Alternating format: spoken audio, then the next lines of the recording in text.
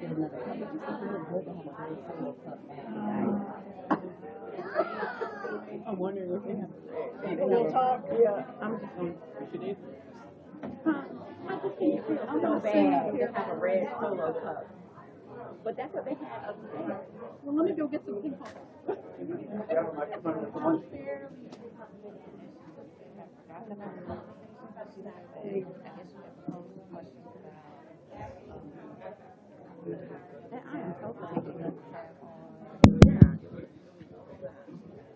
Because of the quilt unveiling, we're going to delay about 5 to 10 minutes to let sort of the crowd out there disperse, and then we'll get started.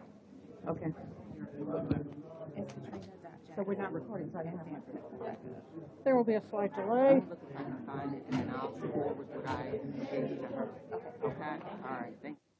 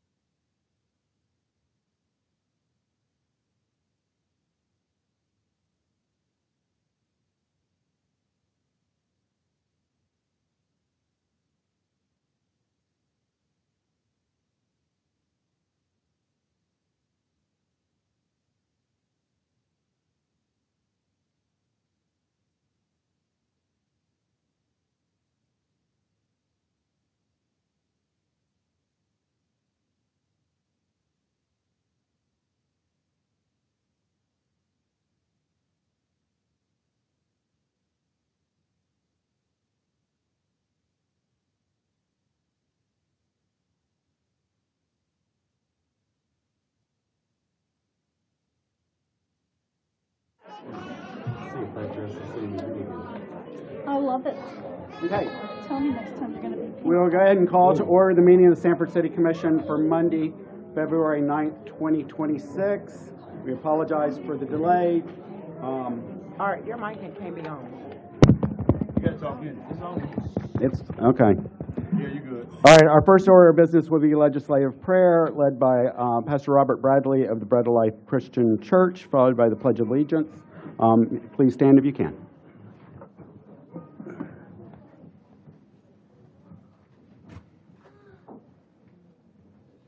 Let us pray. Eternal God, our Father, we thank you for this opportunity and privilege you give us to come boldly before your throne of grace, that we may obtain mercy and find grace to help in our time of need. We thank you, God, for the reason whereby we're here tonight. We pray for the leaders of this city. You said in your word that for us to have peaceful and quiet lives, God, we should pray for the leaders of the land. So we lift our commission before you tonight, that their hearts and their minds are about the city, the people of this city, the business of this city, the betterment of this city. God, we understand that we are in a time right now in our country where hatred and division are at an all-time high, where love should be. But we're praying and asking you to grace this little small city of Sanford, that we will be a light, we will be a beacon of hope, light, and love where people need it. So God, bless this meeting tonight. Bless the commissioners. Endow them with wisdom, knowledge, and understanding to lead this community that you have entrusted them to. So, Father, we thank you, and we give you glory, we give you honor and praise. Call this meeting blessed, and this beautiful city of Sanford blessed. In Jesus' name, amen. Amen. I pledge allegiance To the flag of the United States of America and to the republic for which it stands, one nation, under God, indivisible, with liberty and justice for all. Thank you, Pastor. Thank you, Pastor. Pastor brother. Pastor brother, lay that thing down.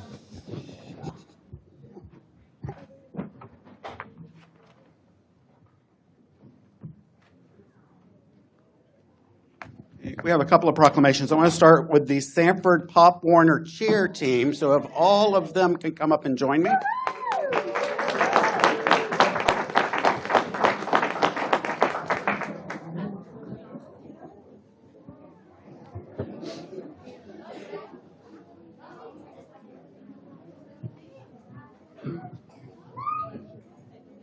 And the coaches.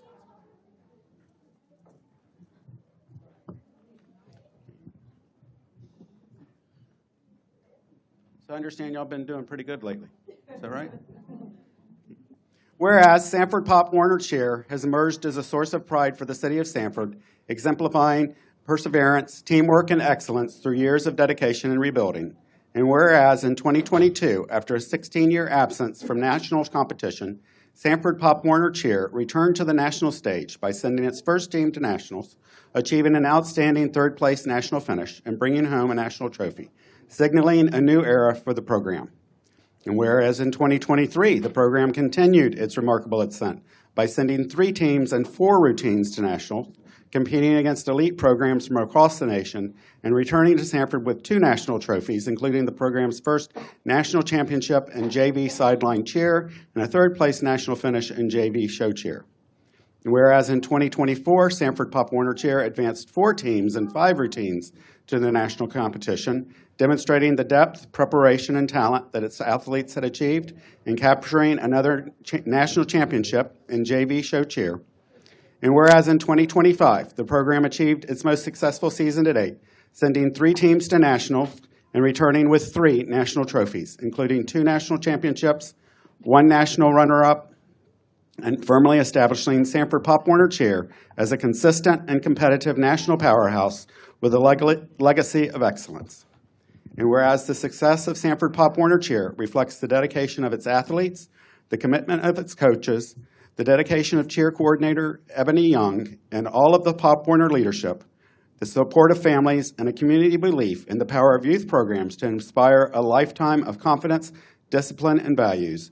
Now, therefore, I, Art Woodruff, by the virtue of the authority vested in me as the mayor of the city of Sanford, Florida, do hereby officially proclaim February 9, 2026 as Sanford Pop Warner Cheer Day, and encourage all residents to congratulate these athletes and coaches on their achievements.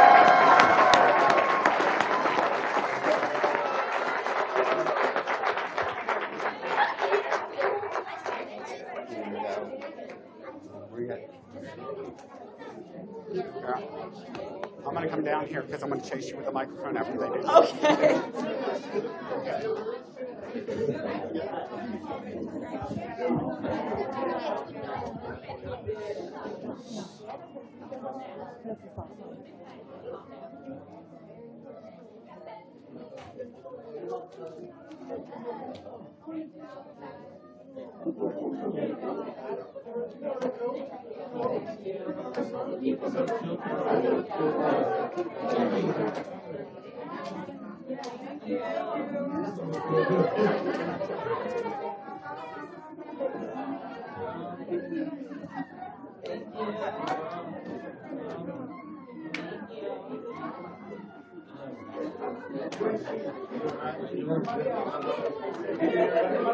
Oh, wait, oh, sorry.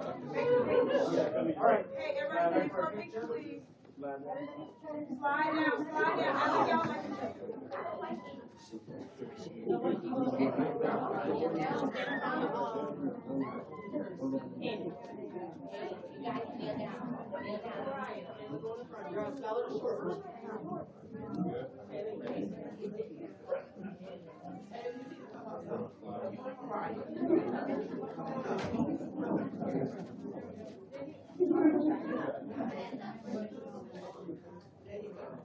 Ready?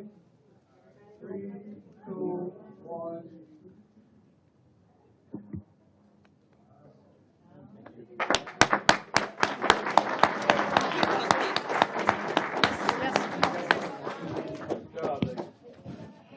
So first off, I just want to say thank you to our amazing cheer coordinator, Ebony Young, who happens to be my wife. On behalf of Sanford Pop Warner, I think we started this many years ago, even before I was here. But we came into the program and about 17, 18 years ago, and it's been our mission to just continue to put on for this beautiful city. We're not from the city, but we basically consider this city our home, as we've been here for almost 20 years now. And really, we make it a point to give back to this community, give back to these children. It's super important to make sure they have a place where they're safe, they feel value, and most importantly, getting opportunities like this to be celebrated. So my name is Lorenz Young. I'm the commissioner for Sanford Pop Warner. And, it's just really our honor, both my wife and I, Ebony Young, to just continue to stand here before these young ladies and these coaches and just this program to celebrate Sanford Pop Warner Cheer Day on February 9th, 2026.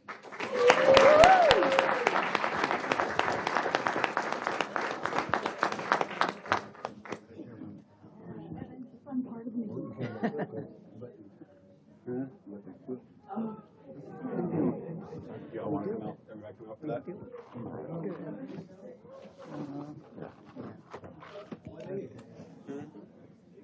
I'm just going to read it. Y'all want to come out or not? Then I come out. Okay. Yes.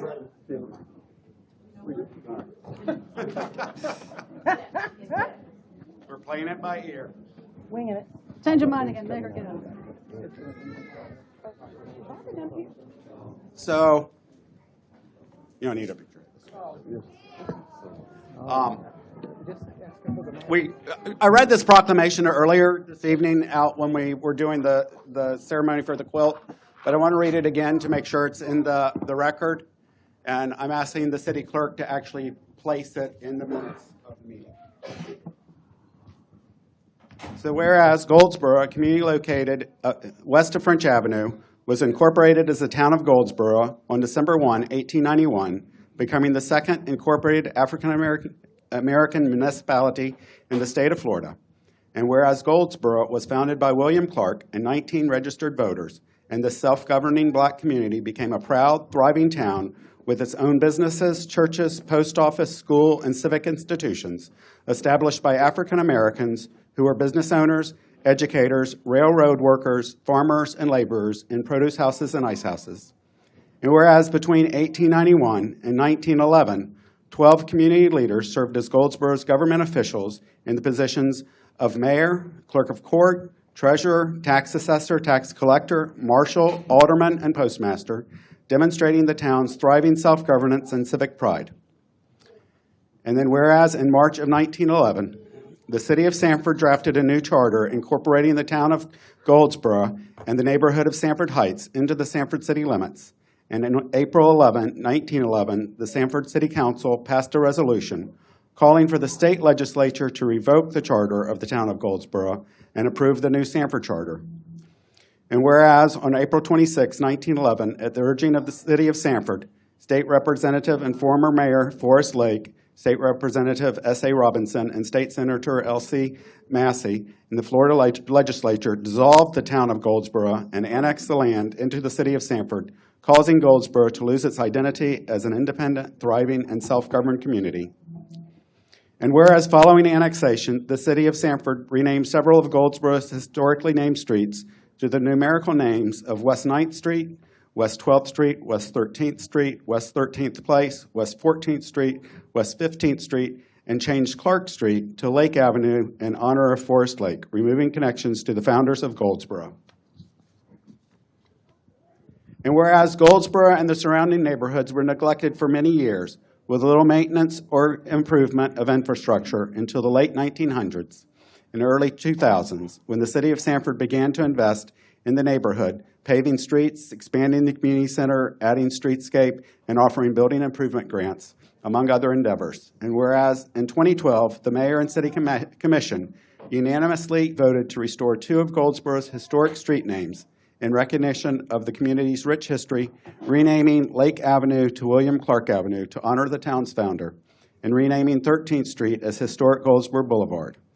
And whereas the strength, resilience, and beauty of Goldsboro live on through the dedicated efforts of Goldsboro Front Porch, Historic Goldsboro Main Street, the Goldsboro Museum, and through symbols of reconciliation, such as the Goldsboro Commemorative Quilt, which celebrates Sanford's shared story and commitment to strengthen racial relations, inclusion, and healing. And whereas the City of Sanford now recognizes the important history of Goldsboro, the contributions of its residents, and the need to continue its renewal, and while we cannot know what would have been had Goldsboro not lost its charter, we can acknowledge the past and invest in a better future. Now, therefore, I, Art Woodruff, by the virtue of the authority vested in me as the Mayor of the City of Sanford, Florida, and on behalf of the City of Sanford, do hereby formally apologize to the early citizens of Goldsboro and their descendants for actions taken by the city that led to the loss of Goldsboro Town Charter, and do hereby proclaim February 9, 2026 as Historic Town of Goldsboro Day, and call upon all citizens to join in honoring the legacy of Goldsboro and our shared journey towards reconciliation, justice, and peace. And invite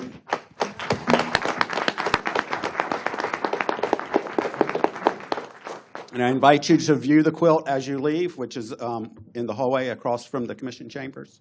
One thing, we were blessed this evening to have some descendants of William Clark here with us as we unveiled this tonight. So thank you.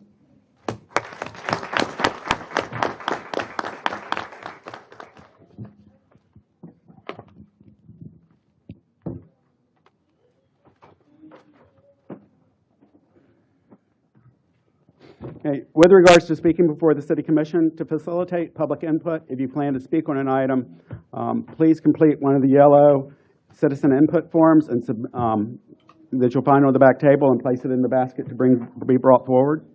The public will be given an opportunity to speak on any item before the City Commission during a regular meeting.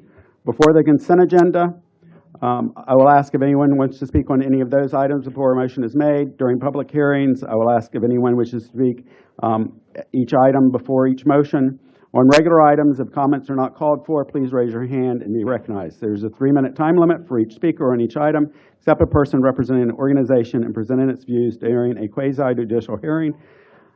Citizen participation is after public hearings, and individuals may address the City Commission on any topic not on the agenda. There's a 5-minute time limit for citizen comments. So that gets us to the minutes of January 26, 2026. Move to approve? Second. A motion and a second. Any further discussion? All in favor? Aye. Any opposed? Passed unanimously. Anyone in the audience wish to speak on any of the consent items? No one. I'll bring it to the commission. Staff has asked to pull in, so if we can get a motion on A through M, unless y'all want to pull anything. Hold on one moment, Mayor. Shauna? Yeah, I was acknowledging N to be pulled. Okay. I move to approve items, consent agenda items A through M. Motion and a second. All in favor? Aye. Any opposed? Passed unanimously. Brings us to second reading of ordinance 4843. An ordinance of the city of Sanford, Florida, providing for the rezoning of a parcel of real property totaling approximately 11.02 acres in size located at 1201 West 3rd Street and assigned tax parcel identification numbers 251930, 506, 0000-001J0, 251930, 507, 0100, 0000, 25-119-30, 507-02, 0000, and 2519-30, 5 AG 0716-0010 by the Seminole County Property Appraiser, which property is located within the Sanford city limits per the attached map to establish the Harrisbrook Terrace PD with modified design standards, providing for findings and intent, providing for the taking of implementing administrative actions, providing for the adoption of a map by reference, providing for conflicts, providing for severability, providing for non-codification and the correction of Scrivener's errors, and providing for an effective date and potential reversion. Mr. Mayor, members of the City Commission, at its regularly scheduled meeting on January the 8th of 2026, the city's Planning and Zoning Commission unanimously recommended that the City Commission adopt the ordinance to rezone 11.02 acres at project address 1201 West 3rd Street. And it is with that consent that the staff is recommending that the commission approve the resolution, the ordinance. Okay, in order to conserve time, I'll read the statement once tonight. This applies to public hearings A, B, and C.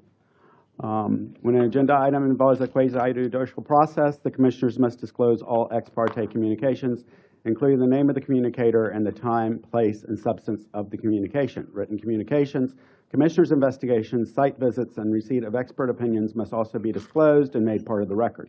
Persons who have opinions contrary to those expressed in an ex parte communication may refute or respond to the communication at the hearing when they make their presentation. In a quasi-judicial process, parties to the proceedings are generally the city and the applicant. Others who have legal standing to appeal the decision can also request to be recognized as a party to the proceeding. Parties are subject to cross-examination and must give their testimony under oath. Persons do not have to be a party to the proceedings to be recognized and provide comments. Members of the public who wish to make comments are not subject to cross-examination and are not sworn in as evidentiary witnesses. Comments of the public that provide facts relevant to the application are considered in the decision. Qualifications of city staff are part of the agenda materials. All testimony and evidence provided to the City Commission must be competent, material, and substantial under Florida law. A guide to quasi-judicial proceedings has been published on the city's website, and copies are available at the table at the back of the chambers. So, if any applicants for public hearing A, B, or C, if y'all would please stand. So any of our public hearings tonight. Raise your right hand and state your name. Okay. Do you swear or affirm that the testimony that you're about to give in the matters now at hearing will be the truth, the whole truth, and nothing but the truth, to help you God? Okay, thank you. All right. Does anyone have anything to declare on this one? Nothing to disclose? No. Okay. All right, Ms. Henson. As a full presentation was given last week and no comments were made by the commission, I stand ready to answer any additional questions. I do have the presentation of the two missing commissioners who would like me to go back through the commission, but most of it is in your report if you had an opportunity to review that. Just one question. Okay. The required units per building, it said no more than 8 dwellings per building. This one is 20 units each. It says it's consistent with the previous phases of development. That is correct. Okay, so. Yeah. Some of our Previous newer phases. apartment buildings have 40 and 50 units in them. These are still yet smaller buildings compared to some of our other developments. And So, staff is good with that. Yeah. That's all I have. Okay. Does the applicant? Oh, okay. So does the applicant wish to speak? Okay. Then anyone in the public wish to speak to this item? Seeing no one, I'll close the public hearing, bring the commission for action. Move to approve. Second. A motion and a second. Any further discussion? Just looking forward to us making this happen, building up the community, you know. A lot of folks excited about them coming, so. Good. Okay. All in favor? Aye. Any opposed? Passed unanimously. Mr. Mayor, Mr. Commissioner, I do want to recognize Ms. Shipley, who's here representing Windover, and say thank you. We're looking forward to the ribbon cutting. Thank you. Thank you, Ms. Shipley.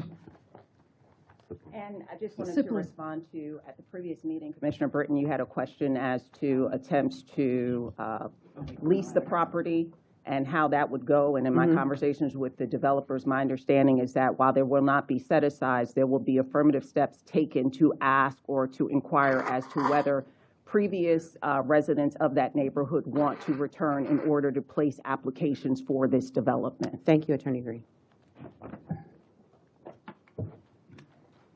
All right, that brings us to second reading of ordinance 4844.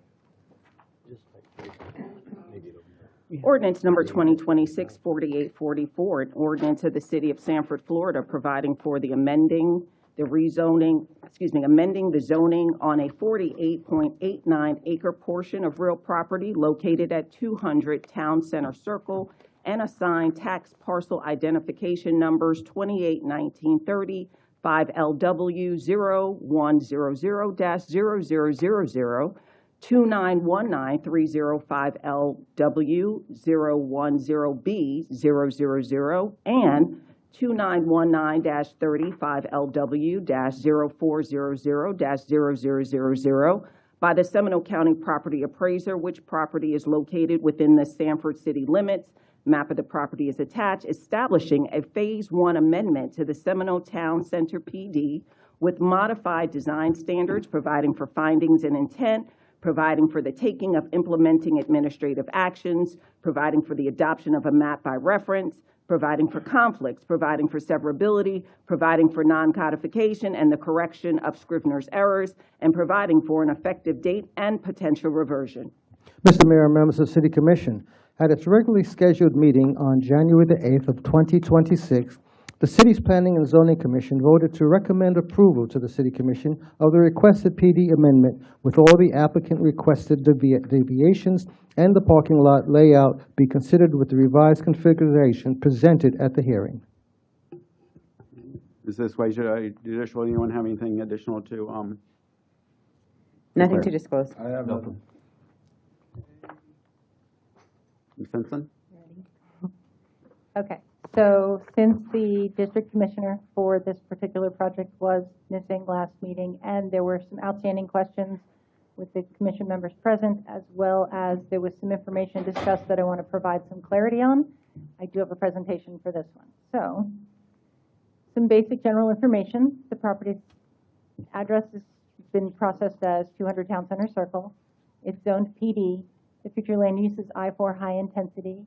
What they're looking to affect is approximately 50-acre portion, and the owners are TAC Seminole and 320 Town Center Circle LLC. So the requested use. They are looking to modify the Seminole Town Center PD on the former Macy's site. Their original proposal came in around $153,000. It's slightly more than that, which I addressed later on. It's 2,219 square foot liquor store, tire-only vehicle service area, gasoline fuel pumps. And then I'm going to re-emphasize this, which I brought up last meeting, that this is the first phase of redevelopment of the Seminole Town Center Mall. This stage sets the standards for everything that follows. The strength of its quality and character will shape expectations and direct the course of all future phases. So some general basic site information. This is the master plan that they've provided. You can see the overall Town Center Mall, which is a large joint use area. It's one planned development with modified in pieces, but overall it is one development that interacts. We've been in discussions with the new mall owners and previous actions on the site. The goal is to have an overall lifestyle center that will be best for the community and the city. So the area in gray is the area that this phase 1 will officially affect. The site layout that's been provided by the applicant is shown on the screen. It is still conceptual as they haven't been through the development process, as well as the fact that engineering sometimes changes how things are designed. So this is what the aerial of the mall looks like right now. It's shifted to be in line with the rendering that I'm going to show on the next slide. But as you can see, it's pretty desolate. It's kind of blighted, and the redevelopment is definitely something that the city has been looking forward to and would like to see. So this is one of the concept plans that's best aligned with what they're actually providing. There were several in their slideshow from the last meeting. This one actually shows approximately where the Costco is located, where the outstanding buildings that will remain, which is the Elevate, as well as right now the Dick's Sporting Good box is still located on site, both of which are owned by separate owners. There is an outstanding future development parcel and then an out parcel that are identified on this. So this kind of overlays the two aerial and that concept plan, give you an idea of where the Costco is going to land versus where the current Macy's is, and where they're demolishing the mall property back to the Elevate building, which you can see. I think it's back on this one. You can see it lines up with Elevate and then that future development. So the mall demolition will go back to there. That one is confusing, Eileen. I'm so sorry to interrupt. I don't want us to move forward. That's okay. Can we go back one slide? Yep. Okay, so I thought that it was supposed to be connected to the mall. I'm seeing parking spaces. Am I missing something? No, it's all being demolished. It'll be freestanding. When? Yeah. That's not what we talked about last week. Whoa, okay. Because while I wasn't That's here, not I in my know that packet. there is that space behind it because that's needed for the cart storage, in part. But that's what I was asking at the last meeting. I was confused, and we were talking about when we were talking about Elevate's parking lot, and I was asking about the retaining wall and all of that. I did not see where it's going to be freestanding. I have no objection to it, but I thought that's why I was asking about the height levels of the mall and the new construction. I don't know where I missed this. Well, it is a little easier to see on this one. So the top, because it's oriented in this configuration, north is not up. But if you see the top right corner of the store, where it's across all those diagonal spaces, those diagonal spaces are actually the parking lot, one of the parking lots for Elevate. So we're demolishing all of the old Macy's. And then a little bit further back. I swear I asked that. Yeah, Macy's will be demolished, and then the building will be placed approximately where you see that there. We did our best to overlay the two. Okay. And then this kind of lays out, this might help a little. It shows the site plan with the parking spaces in a line drawing on the left, and then the rendering on the right. So what you'll see is the yellow areas that are beyond the gray that are affected by this PD master plan, but they have been designed and laid out to correct the parking for Elevate that gets interrupted by the corner of this building. In doing so, though, the standards that have been applied currently, as shown on this picture, are the standards that are supposed to only apply to phase one. So that's one of the discussion items, because the areas in yellow, by that rendering, show parking with no linear landscape islands. Can we make that bigger? And no, why don't we have this in our packet?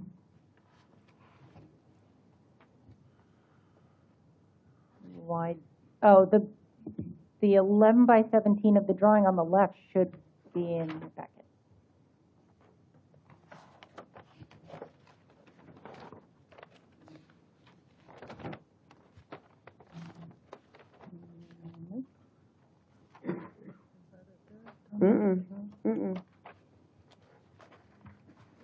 Because y'all know I'm always asking 30 questions.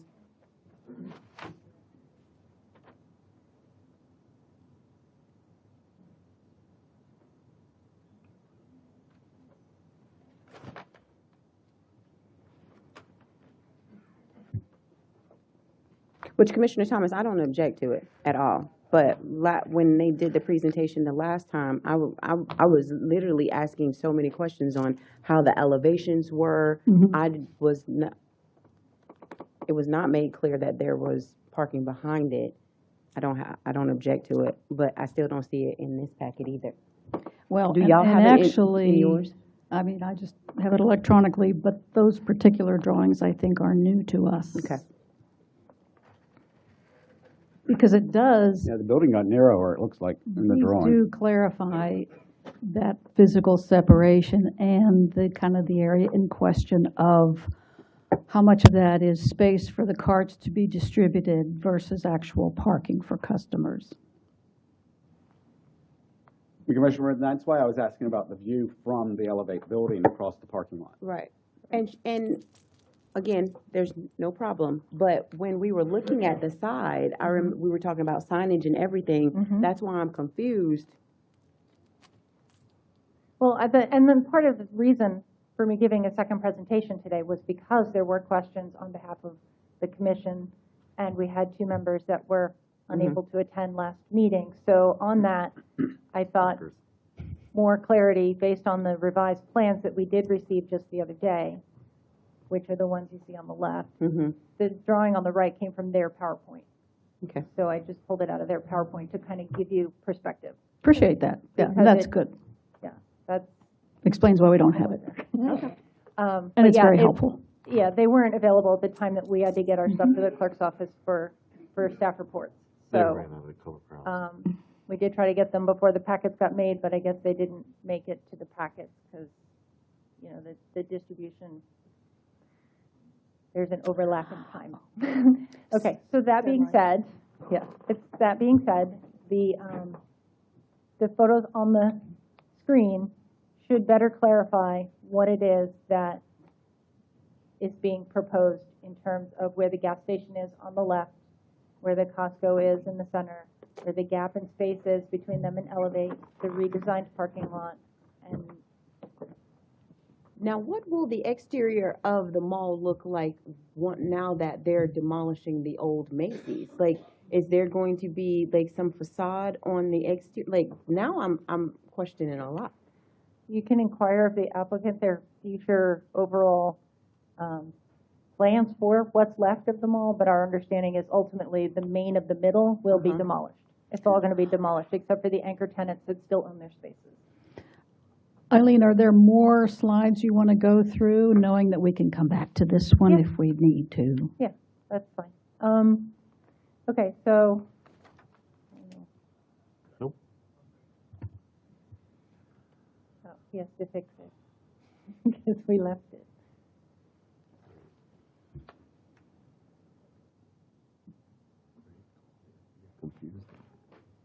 Okay. I'm not confused at all. What? Go ahead. Okay. So the deviations requested, last meeting we spoke of the various deviations, and when we went to the Planning and Zoning Commission, they had submitted a plan. There were questions. Between the first and second meeting, we received an email that said we would like to propose an alternative to how we break up the parking lot and how we want to explain the layout. So they did provide 2 additional layouts. They did a revised site layout, breaking it into 4 parking courts, the way they described it. It's an alternative way to kind of lay out their parking lot, and they're requesting to waive the requirement for one landscape island every 10 spaces, and say that it can be 1 per 20 spaces with an average of 15. I'm not sure how that gets calculated, but that's what their proposal is for the master plan. So that was one of the variances they asked. And then the other one had to do with lateral islands. The ones that I spoke of earlier, they're linear. They run the length of the parking lanes. The applicant has proposed a waiver to most of the linear landscape strips between the rows. They're required every 4 rows of parking, and then they're short a number of these landscape strips. So that really affects the overall green space within the parking lot. So for clarity from the last meeting, I wanted to lay out a few things about parking. So the applicant noted that we were proposing them to comply with the large retail goods, which by number is true, but also in the fact that they are merchant retail, normal goods, and if it's a shopping center that's greater than 100,000 square feet, they're required 3 per thousand, which is what the city had originally told them. Most of our large Walmart, Target, Sam's, they all balance out somewhere in the 4, just over 4.25 per thousand, because it is a mix of some large goods, large televisions, as the applicant had noted, to the, you go in and get your groceries. So in that, they sell a large amount of different types of items falling somewhere in the middle. But the base general retail maximum parking is 5 spaces per thousand. If you apply that to the entirety of their building, including what I'm sure is storage areas in the rear and office spaces for people that work there, 5 spaces per thousand yields still only 823 spaces. They're asking to go higher than that, which would be for base retail. The thing that needs to be remembered is this sits at the mall. There's joint parking if the parking can't be met. The applicant states that Costco needs a set amount of parking to operate, but if you can't find a parking space at Costco, you can park next door. That's the way the plan development is supposed to work. So joint use parking is not something that the planning department feels should be disregarded. I hope that made sense. So the spaces that are in what was the Elevate parking lot, does that count as some of their spaces, or Nope. does that count as the They're mall not. spaces? Those are counted as Elevate's parking space. So, And Elevate is very much in favor of this new neighbor they're about to right, have. Elevate supports it, and we as reviewers of the project support the request. We just are trying to make sure that the commission understands the amount of waivers and the loss of green space and landscaping and some other design requirements that would be required of any other occupant. So there are benefits to redeveloping the mall. Just remember, we're setting the bar now, and the next person's not going to come in and say, I want to do better than the previous project. We're setting the bar. And Mayor and Commissioners, I would point out that the owner of Elevate is in the audience. Okay. But we are still getting some of the landscape standards. They're required. Go ahead. I'm sorry. Because I'm still trying to think. Okay, well, let me get through the whole Okay. presentation, and then we can go backward slides. It's easier to go backward after I've walked through, so maybe it'll help, kind of make more sense. Okay. So when it comes to reduction or increases in number of parking spaces, the administrative official can reduce the number of spaces when the applicant demonstrates in a parking study or that a hardship exists that can be proven in a parking study. So the administrative official may approve up to 25% if the applicant submits a parking study that contains at least 5 examples of similar projects within 100 miles of the project location. They have up to 100 miles to prove that this minimum standard that they're asking for is what is absolutely required. Now, the majority of what we were able to find when doing our research is that most of the other Costco's are self-standing. They're not in the middle of a mall with shared parking spaces. So we double-checked our records, and there has not been a parking study submitted to us meeting the criteria that the parking study is supposed to meet for us to be able to waive those. Now, it says that a reduction in parking and space sizes can be done if the applicant demonstrates a higher level of design incorporating 2 of the following. Now, this is intended for reduction, but on the same side, they're asking for a large increase. So some of the things that we require to say that it's a higher level of design, it would incorporate either more usable open space above the minimum open space requirements, preservation of trees, hardscaping elements, enhanced landscaping, EV charging stations, or fee in lieu payments. These are all alternatives when someone can't meet the parking requirement. So it says the administrative official shall have the discretion to require that an applicant requesting a parking increase be heard by the Planning and Zoning Commission. In this case, it's a PD rezone. It went to Planning and Zoning. It's also coming to the City Commission. So the City Commission can approve an increase in the number, whether the request exceeds 25% of the required, when the applicant demonstrates in this parking study that they must contain at least 5 examples of similar projects within 100 miles. So the landscape and design requirements. The rendering that was provided last week was this one for the front. This is the one that the mayor had requested some additional landscape renderings for various sides of the building, especially the back, as you would see it from what is the elevate and will be the demolished side of the mall, so to speak. So this is concerning to staff because we know that the linear landscape islands are not there. So you see some greenery, but just because you see greenery, this is at our Target Supercenter. The Target Supercenter requested that we waive those linear islands. And at the time, the city did. But what really the parking lot looks like, not from the perspective of the tree site, but it looks like this. So it has no linear landscape islands. So this is a Costco. They have linear islands on every island, every row. We're not asking them to do that. But this is Sam's, our Sam's, and you can see, although the crepe myrtles are cut back in the landscape strips, you can see that they have one every 4 lanes like they're supposed to. This is what it's supposed to look like. A mix of trees every 10. I think they have some variation in their islands because they have the cart corrals, but they have landscaping around their cart corrals. So they have parking spaces, cart corrals, landscaping around them, and then islands every 10 to 15. They also have the rows every 4 rows of parking. It looks like a larger area there. The entire area for parking is larger, right? For Sam's or For this example. No, this is the Sam's, so it's definitely not 850 spaces. Not, okay. But it's a fairly large parking lot.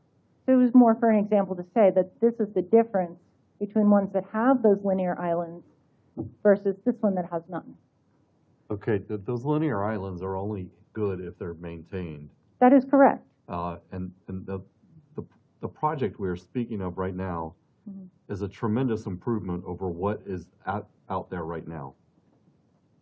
We get lost in the weeds on these discussions, and it's infuriating. That was a good pun. The Sam's parking lot looks awful. I go there all the time. It's not a great standard to hold up in front of us tonight.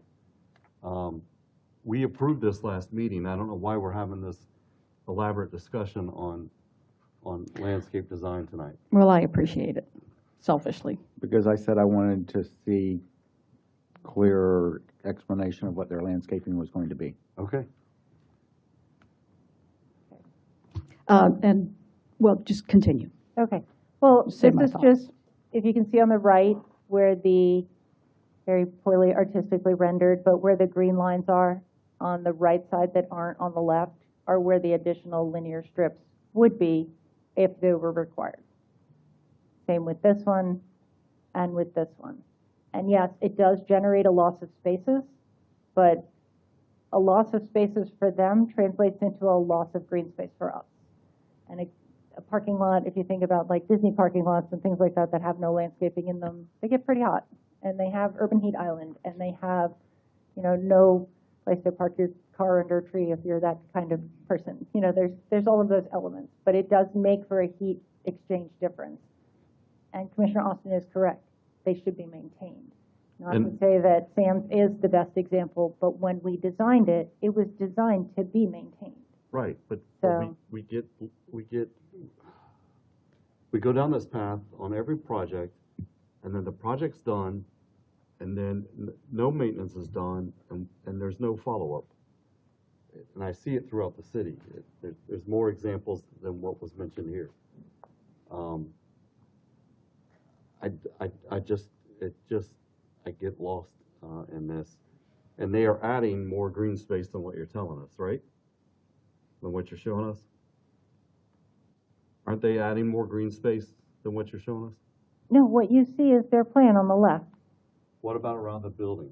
What about, What I have are the plans that they've provided to us, so they have additional renderings that they'll present to you this evening if But they, between the you know. parking and the facade of the building, there's landscaping there. No, No, not much. they have requested to I-4 waive side the there is. foundation landscaping on the building as well. on the I-4 side there is? Mhm. Yes. But not on the three sides that would be visible, not much. That's what I had specifically what I asked about. How Well- wide are the, would these strips be? I mean, to sustain a small, you know, crepe myrtle and some hedges and stuff, it could be as little as 5 or 6 feet. I mean, if you Regardless look at of the them, width of it, the issue, as I think all know, is if I'm a customer there and I happen to go down the wrong aisle with my large cart with the TV in it, and I have to go all the way back up that aisle to get to my correct lane because of that strip, I'm not going to be a happy customer. they can provide That's breaks. not safe. They can, And you know me, I am all about landscaping and green space. I want as much providing green the, right, space I'm as I just can. providing the information to let you know Right. what we are waiving. I appreciate that. I mean, it's, like I said, staff supports the request. Mhm. We just want to make sure that you know what we reviewed for when we looked at it to see what we are Yes. providing in deviation to allow the, you know, the project to I proceed. appreciate you. I agree with Eileen, though. I mean, it is, we are setting the standard. I don't want the city to get in our own way of stopping something that is really amazing for an area that has been looking blighted for a long time. But when we first got the mall, it was wonderful. And now we're looking at this parking lot desert. And so what I think we're trying to do is make sure that we have a standard. So 10, 20 years from now, we are not looking at something that we're like, God, that is such an eyesore because we didn't set the standard in the beginning. But I don't want that to stop us from proceeding. But I do get where you're coming from. Well, where our city rules are coming from. Right, well, the codes are set by the commission. Mhm. And then obviously through, you know, work sessions and things with planning to decide what direction we want to go. But the codes are set by the commission. So we're just advising you as to what the codes are, what we've reviewed for, and what waivers are being requested. So that just brings me back to the picture that you wanted to see earlier to, you know, give you another look at it before I go to the architecture. So the Well, architecture. I have a couple of questions Go on ahead. parking. What was the actual number of spaces they were, I know they said they needed 850 or 825, They need- but the actual number they drew was Like less than? 830 something. Okay. It's- And then the five So I have spaces were 820 something? here. So if you use the 164, 585 that I pulled from their presentation, it's 494 at 3 per thousand, which is what's required when you have retail in a large mall. It's 658 if you round somewhere in the 4, which is in the middle. 4 per thousand is what we require for office, but it's halfway between, and it is somewhere where we land on the other larger stores. We get between 4, 4.5 when we do Walmart, Target, Sam's, if you look at their parking calculations. And then the 5 per thousand is the maxed out, which puts them at 823. They're looking to get as close to 850 as they can. Okay. Right. So, Thank you. so the architecture, as you know, this commission established architecture standards that included everything from, you know, material changes and elevation changes, both horizontally and vertically, and we as staff do try to achieve that.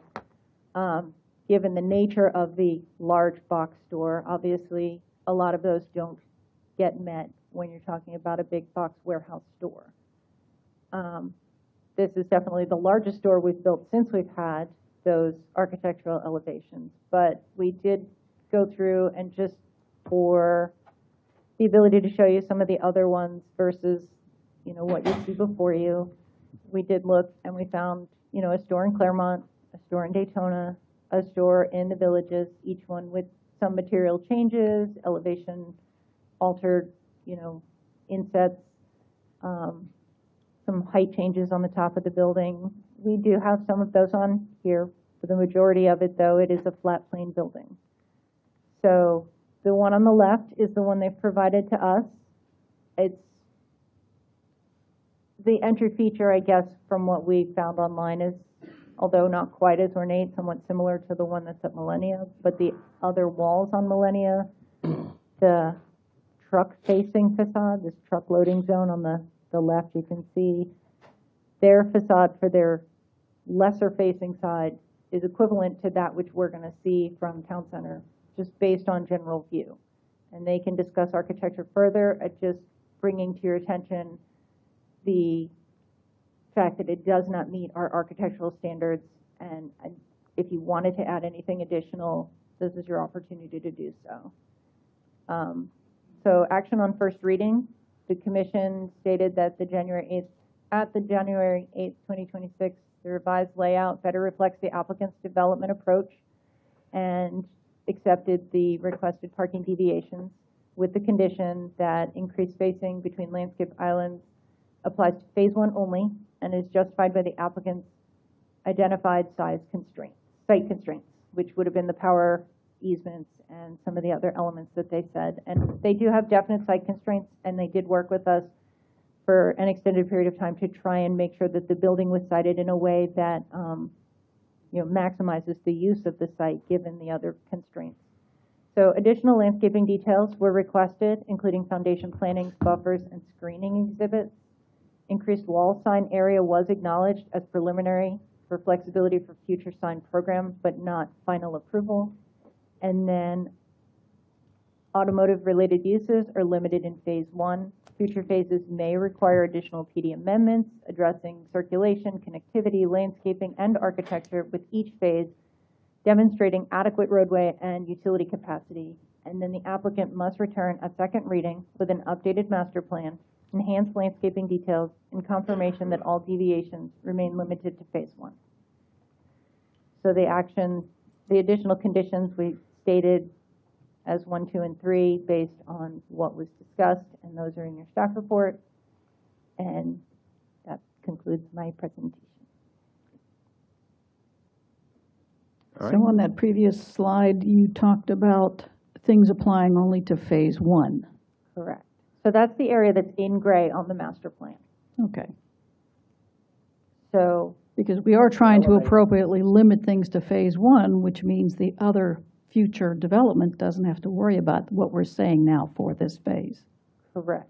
Okay. So the concerns of staff, though, as I believe the mayor was about to say, is that some of the Elevate redevelopment is not in that gray portion of what is being stated as phase one.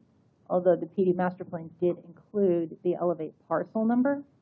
So that can be included, but we need to define what you're declaring as phase one, and the landscape islands, the 1 per 20 versus 1 per 10, the linear strips, all of those need to be determined prior to adoption of this PD, so staff is aware of where they're moving forward with. All right. Okay. Is the applicant ready? Good evening, Mayor and Commissioners. Rebecca Wilson, 215 North Eola Drive in Orlando. Excuse me. Here on behalf of the new-ish owner of the Seminole Town Center Mall.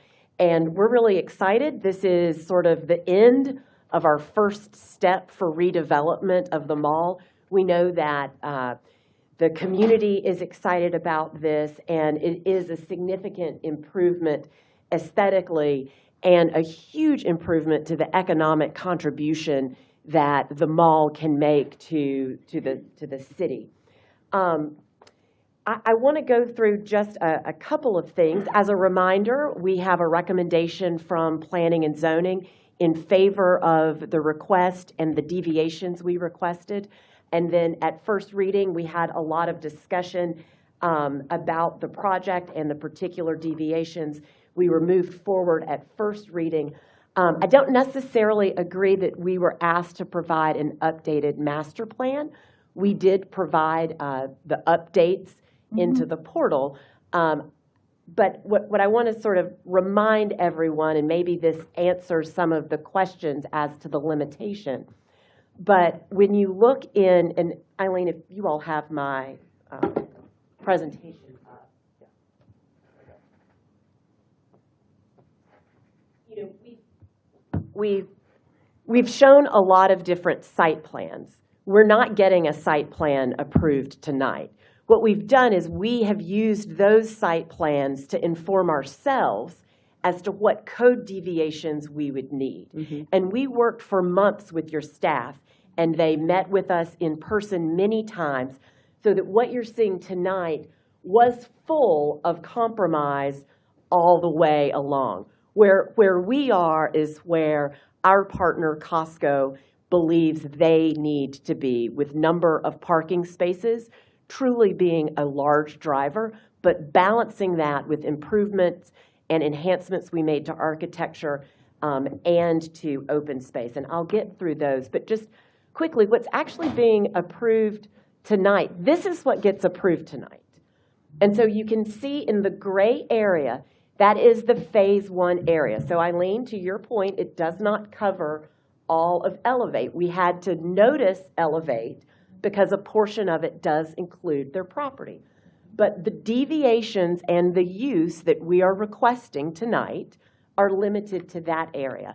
And Commissioner, you're completely accurate that as we march north with redevelopment, or maybe we go all the way north and march south, but as we come in with different pods of redevelopment, those too, if they're requesting a deviation, will need to come before you and justify those deviations. Mm-hmm. And while we're looking at this and talking about future redevelopment, I just have to disagree with staff.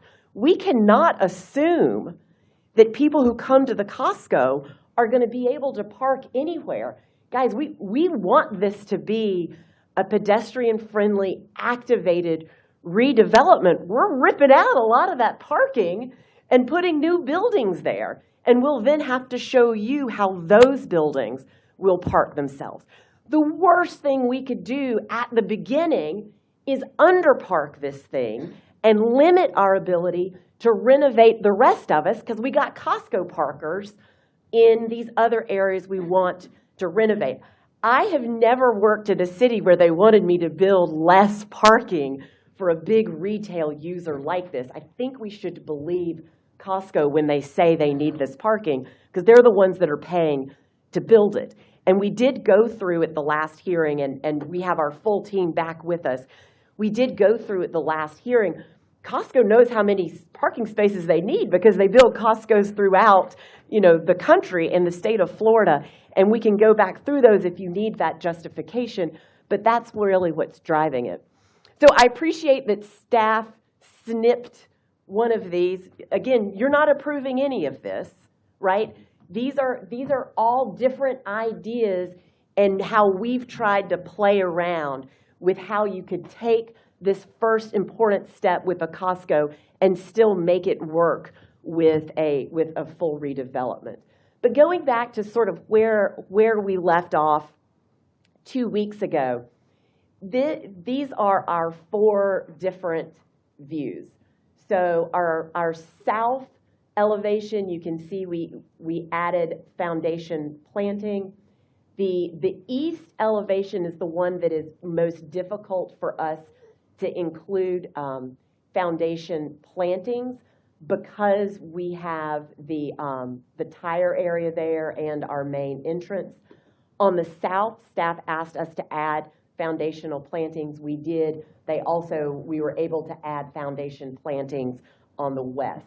Now, one thing I want to point out about your code is it requires these foundation plantings on frontage.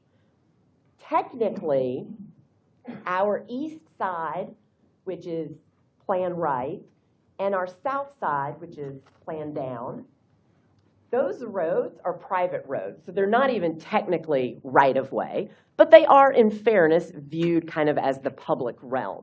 And so while we may not have significant amount of foundational plantings, what we did do is we included buffer plantings all the way around we increased the buffer plantings, as you can see, in front of the fuel area. Now, the reason, for those of you who weren't here last time, the reason we sort of have some of the larger islands on the west is we're dealing with some easements over there, and we couldn't shift it. But I also think that this plan is a really good example of maybe what you were stating, Commissioner Thomas, about the Sam's Club. So the Sam's Club has one parking lot, and it's every parking space right there in front of you as far as you can see, right? What we have done is we have parking in the front on the diagonal, because in a Costco, you don't enter the front, you enter there on that corner. And then we also have some of the parking on the side. So you're not at any place where you just have all of your parking in one particular area. So we do need these deviations, but the deviations don't mean that we aren't proposing any internal landscaping. We're just asking to have less of it in order that we can provide the needed parking. So you can see here, if you were on the ring road, as you look in, you would see the buffer plantings, then the island plantings, and then the buildings. This is, Mayor, just we honed in. I know we talked a lot last time about the rear to elevate. That's what it would look like. So while those may not be significant plantings in the foundation, between the parking lot and the building, we have those. And so then we had our architect have her renderer, drop in what you would look like. So to the left, that is where you would see sort of the top of the canopy of the fuel, and then back behind that white car or SUV is where you would see the Costco. So anyway, we were just trying to give you an idea of where it's located and the amount of landscaping that we would have. Certainly significant compared to what is there today. I just wanted to, Commissioner, to answer your question and to maybe correct a statement from staff, we are tearing down the Macy's, which we talked about at the last meeting, and then we go back about 40 feet from the Macy's, and so then we're building a CMU wall with a cool mural, because that will be temporary as we then begin to renovate the rest of the mall. Okay. Yes. Thank you for clarifying. So I am happy to answer any questions that you all may have. We are just excited, and we would like to request that on second reading that you make a motion to support the applicant's deviation request. And again, we've got our whole team here and happy to answer any more questions you have. Can you go back a couple of slides to the drawing? Maybe one after that. Maybe it was before that. I was sort of clicking all around. I know. There was one with the northeast corner grayed out from the rest of it, which I think I know what it is, but not that one.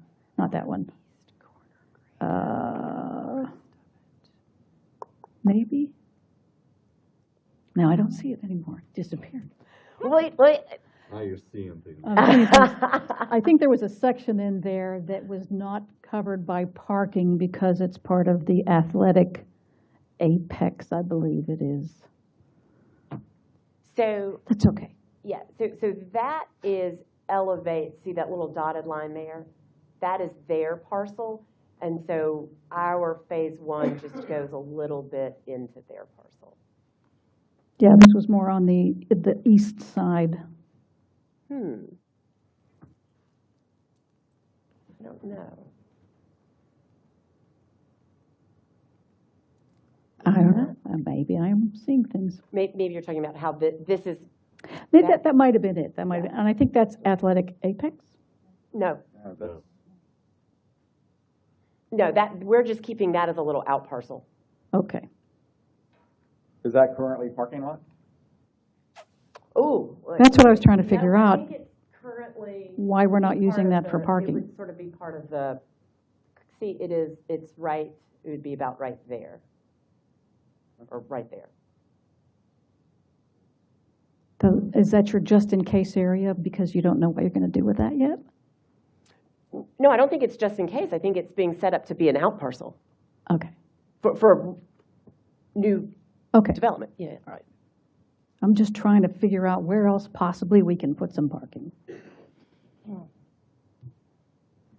you want to address that? Come on up, Jim. Good evening. Mike Gwynn, Art and Mike. Companies, 3565 Piedmont Road, Atlanta, Georgia, 30305. I'm a very good developer and a horrible public speaker, but to answer your question about the out parcel, that will be a future business, and it'll sit along the new spine road we're creating there that serves not only Costco, the out parcel, Elevate, we'll get a brand new entrance and everything to the north of there as we introduce a sense of scale back into the project. So that's why that's not parking today. Okay. And while you're here, Mike, is the fact that this is part of a mall makes things more complex for a Costco? Yes, it makes it for anything. I walked it today. I had a little therapy session afterwards. I'm being flippant, but it does make it more complicated because you have to go through a lot of life safety, structural, and things you guys can appreciate and staff can appreciate. That's why we're just going back and then working closely with the Elevate folks. I think they're here, figure out how that condition looks. Into your question, Commissioner, about the mural. It's a temporary but attractive. It'll be a mural and it'll be there for hopefully about a year or so. But we got, we did purchase pennies, so it's just marching its way north as we planned. But this is the first and the biggest domino. The biggest domino and one we look forward to. I don't question the fact that you all have done a lot of research on what the parking spaces are that you need. Yes, ma'am. And I appreciate the idea of, Commissioner Britton says this a lot, and I agree with her. We all work for the citizens of Sanford. And the citizens of Sanford, I know, are really looking forward to this and want that experience of having a Costco, being able to shop in there and not getting frustrated in the parking lot after their shopping experience. So at the same time, I appreciate our staff telling us what we need to do based on our plan and where we can make some adjustments to make this work. I'm 100% behind that without setting expectations for the rest of the mall that are inappropriate. Understood.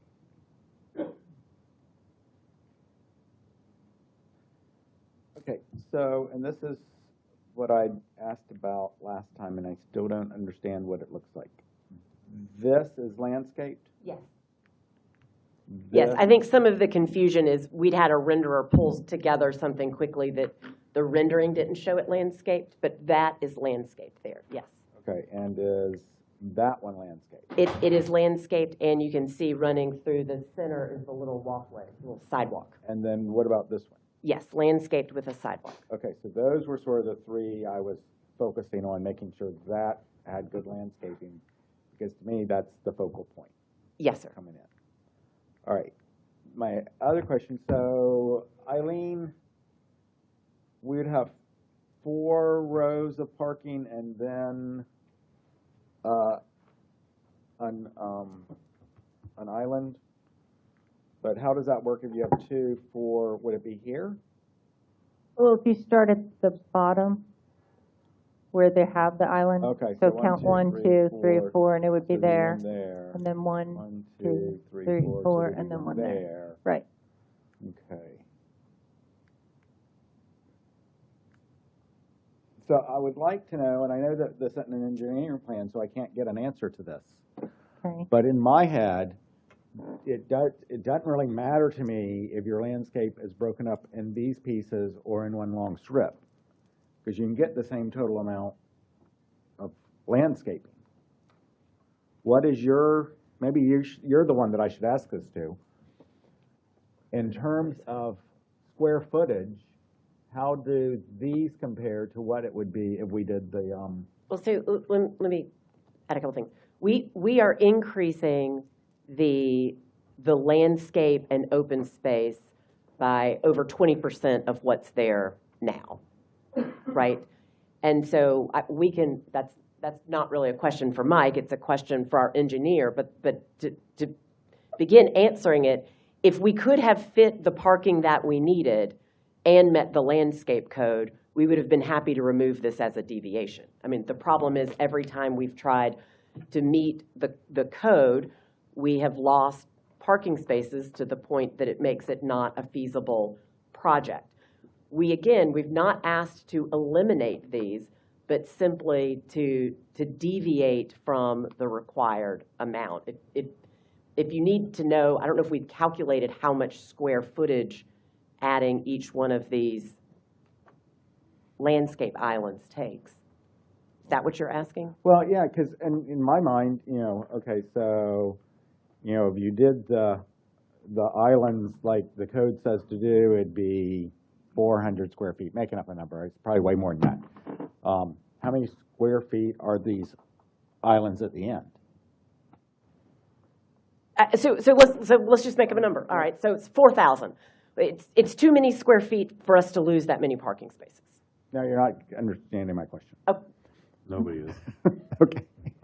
I mean, if you're asking me, I'm if looking, we went through I'm and sort we of saying, met. I'm trying to figure out how would the square footage of landscaping under the code compare to the square footage of landscaping as you've drawn it? What is that ratio? I don't know the ratio. It would be more, and we are already 6 spaces under the Costco requirement, and so any additional landscaping continues to push us further under that requirement, and it just becomes not a feasible project. How many fuel islands are there? 4? Oh man, I had all of these in front of me before. Let's see. JP. Come on down. For the record, John Paul Andrews, Director of Real Estate Development for Costco. So to answer your question about the fuel facility, it is 4 islands, and it is 4 dispensers on each island, so a total of 16 pumps, which is 32 fueling positions. That is pretty standard for us in Florida. Other parts of the country were 4 islands and 3 deep, but Florida, we really put some gas out there. So. Obviously, I'm asking the question. I'm trying to help us figure out more space we could use for parking. So you need those 4.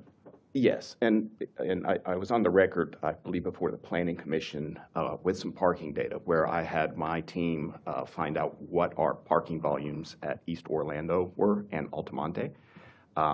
We have about 686, I believe it is, at East Orlando and about 630 at Altamonte. And our demand during the holiday season at East Orlando is 900 parks.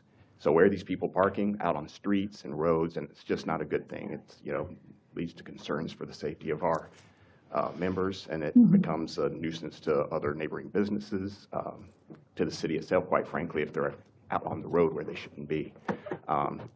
Again, we have over 900 worldwide, 600 in the United States, so we have a pretty good record of tracking what they're going to do. We have our brokers from the very beginning do a lot of demographic analysis, so they're already from the beginning projecting what the volumes would be and what we should anticipate. And of course, we have our own traffic engineer get involved, and they do their own analysis. So we put a lot of homework into this, and we just want to get it right the first time. I've been with Costco since 2004. In the beginning, I used to be responsible for all the additions and remodels for existing stores, and a lot of my work was trying to figure out how to fix the stores that didn't have enough parking in the first place, or to expand the fuel facility that didn't have enough pumps, so the stacking was horrendous. Okay, appreciate that. So this is all very carefully thought out, and the landscaping has been a little bit of a challenge. I don't think it's been said tonight, but it was said before the commission. We were really kind of working with an unusually tight and restricted site here.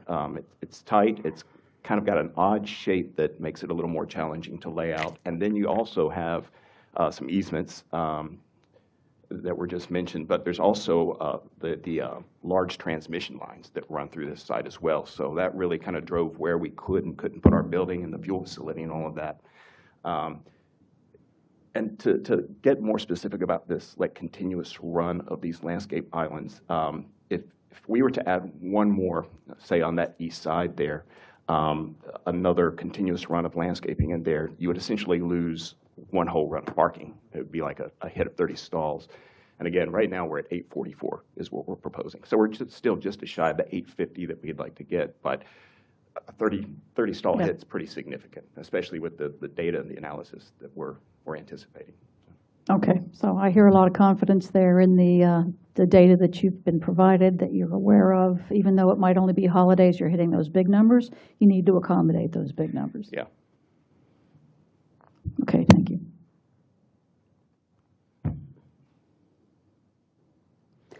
Did we talk much about the signage? Do we need to go through the signage anymore, or is everybody else okay with that?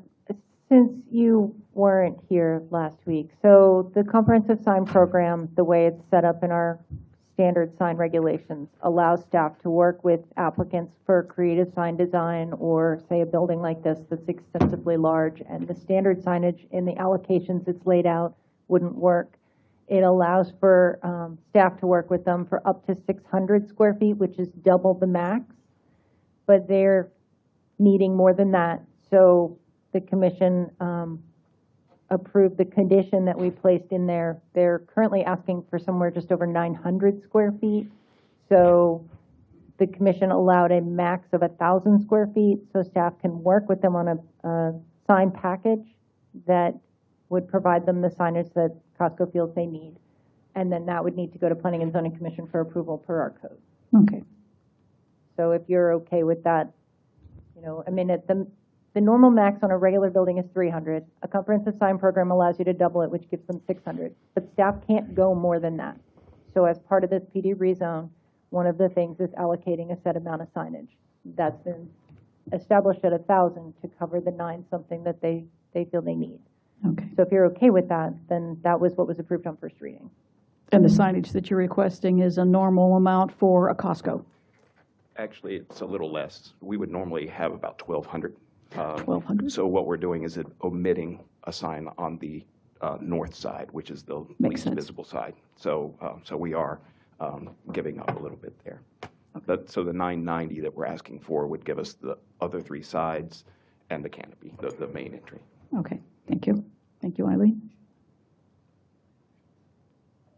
Okay. Any other questions? No, sir. Thank you all. I appreciate it. All right, thank you. This is a public hearing. Anyone else from the audience wish to speak to this item? Okay. Senton, did you have anything else? Then I'll close the public hearing, bring the commission for discussion or action. Move to approve. Second.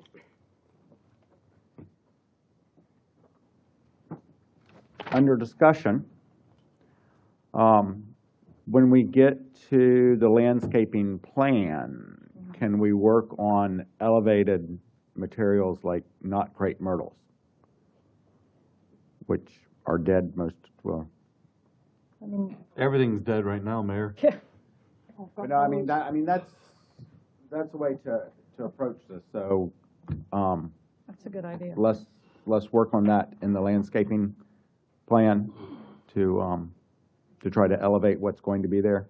provide for a different, we can do that. We could get really creative and put some landscaping on the roof of the building. How about that? Or solar panels. Oh my God, let's Or not go cut down out the this middle list. to your building and put a little, Okay. What you also have the authority to do what you've done in the past is request the landscaping come back to you, but I don't know that you need that, No, so. No. no. Okay. So, but yeah, we can work with the applicant All right. and try to avoid the crepe myrtles. All right. And does this also address the architectural features, or is that being, I didn't see discussion with regard to that when we're preparing the final I mean, it's document It's in minutes. as- We need right to now, know. right now, what I've heard from the commission is there's no objection to what's been presented. Right. I mean, I think I took the motion as presented. As is, Okay. like last time. All right. All in Okay. favor? Aye. Any opposed? Passed unanimously. Thank you all. Thank you, ladies and gentlemen. Hooray for Costco. Let's go shopping. That brings us to the appeal of the Historic Preservation Board. Yes, Mr. Mayor, members of the City Commission. City staff is recommending the City Commission overturn the Historic Preservation Board's denial of the Certificate of Appropriateness request for the construction at 1010 Hickory Avenue, although the raised elevation doesn't correspond with the approved plans of the 3 steps. It is raised, and the Historic Preservation Board has approved elevations with less than 3 steps. And staff is available for any questions. Okay. Okay. As Adam's ready, we will present. Hopefully, this one has a little less complexity to it. Okay. So before you tonight is an appeal of a Historic Preservation Board action, which was a denial of a certificate of appropriateness at 1010 Hickory Avenue. This is some standard project information and a location identifying where the property is. It's at the corner of Hickory, well, it's one lot in from the corner of Hickory and 11th. So what's before you? Property overview is the appeal of a denial of a certificate of appropriateness for new construction at 1010 Hickory Avenue. Property owner being JRSK Holdings, applicant being Jimmy Rampersad, and the tax parcel before you on the screen. So some background information.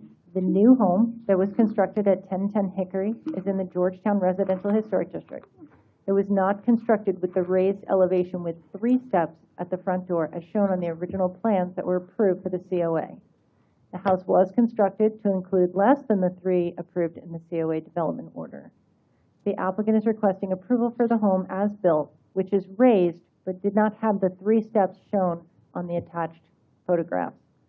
Modifications to the grading were made to retain the large tree in the front yard and avoid draining toward the structure, resulting in the modification.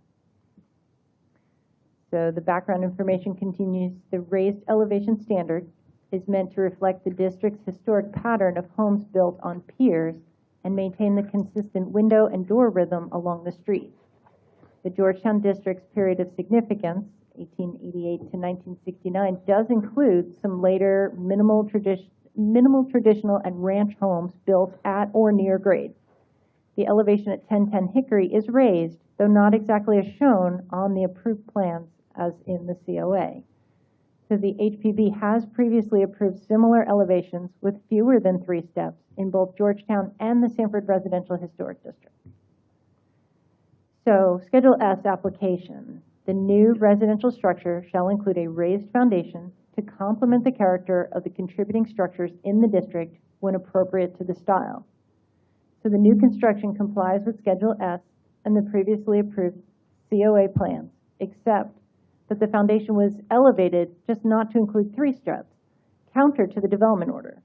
So the raised elevation has been required in all new construction in the Georgetown and Sanford Residential Historic District. So these were the plans that were approved as part of the COA. The front elevation and then the right side elevation. You can see on the front elevation, it's pictorial, shows 3 steps leading up to it.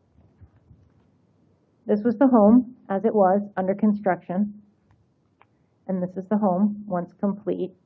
You can see the tree in the front and the elevation around it to preserve that tree. And then this is a little closer shot on it, the unique ribbon driveway that's been provided, the step that exists in the front of the house. And then this is some of the measurements that were taken to show what the elevation actually is. There's a step at the doorstep as well as a step leading to the porch area. So you can see there are elevation changes, just not the 3 steps that were shown on the drawing specifically. So the applicant went back to get an after-the-fact C of A and was denied. So these are examples of construction in the Georgetown and Sanford Residential Historic Districts. So we tried to zoom in a little on the first couple to show you the porch areas. You can see on this one, it only has the 1 step. It's a little hard to take pictures because once you step into those porches, they get shadowed.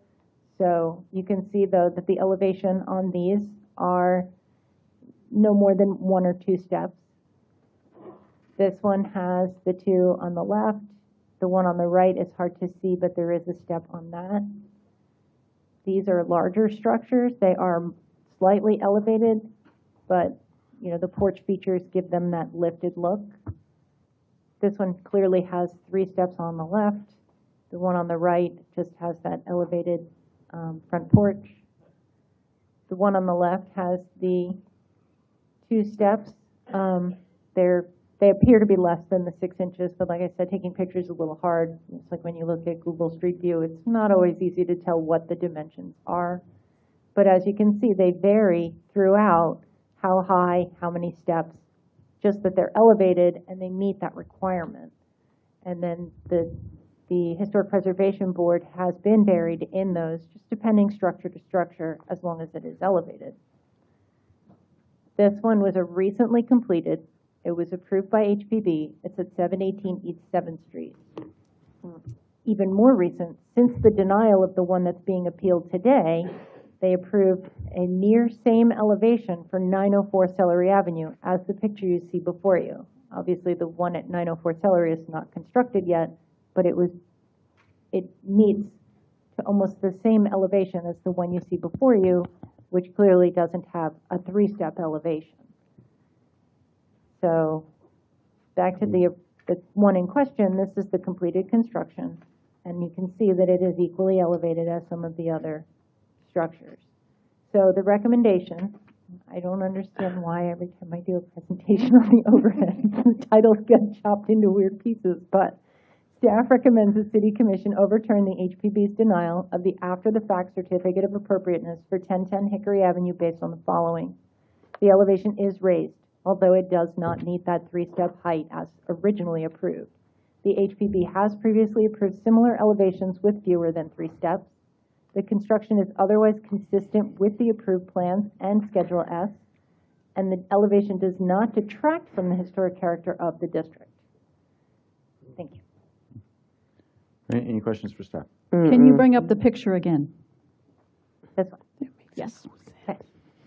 So I get the fact that already some have been approved at different elevations. That makes perfect sense to me. If I were buying this house and I saw that picture and the fact that the tree and the level there is slightly raised compared to the steps walking to the house, I might be a little concerned about flooding, but that's just me. It doesn't, I don't know if that would be a reason to say, don't do this, but just visually, it looks like if it were up to me, I'd rather have the house a little higher. But the issue is not about flooding, it's about trying to keep up with the historic character of the other homes in Georgetown, which has that basically raised because it's on bricks, 3-step thing. Okay, I get it. That's the only difference from this house to all of the other houses, is they all had nice level. And just to give some background, the basis for HPB denying it is that there was a development order that incorporated the plans as to how this property would be built and what it would look like. And those plans, which are incorporated into the development order, included 3 steps. And so it's also the issue of the after fact of deviating from what was approved to be built. And I think staff is trying to find a meet in the middle, a consensus to move on. And in which case it makes sense because it is, there are other examples where they have varied, which I'm fine with. It's not flat on grade. It's not lacking any elevation. It's just a different look or different elevation than the original HPB C of A. And that is, the basis for the original denial. But staff has since done some very significant reviews, as you can see, Julie pulled pictures from all over the place to determine that it is consistent with a lot of the other approvals. It just varies house by house, elevation by elevation. And I do appreciate that they kept some of the trees because there were a lot of beautiful trees on that lot. Okay, thanks for letting me ask. Okay, I have a request from Wallace Wilson, who I think is representing the owner.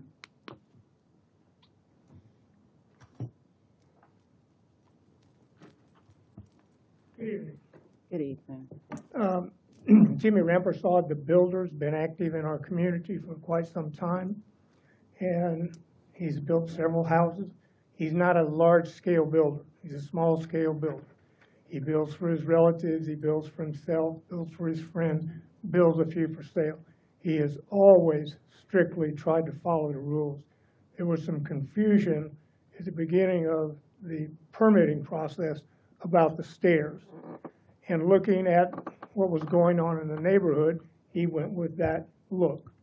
So there's where the problem came in. But he has always rigorously followed the rules. Thank you. Thank you. Thank you. All right, I also have a request from Stephen Snipes.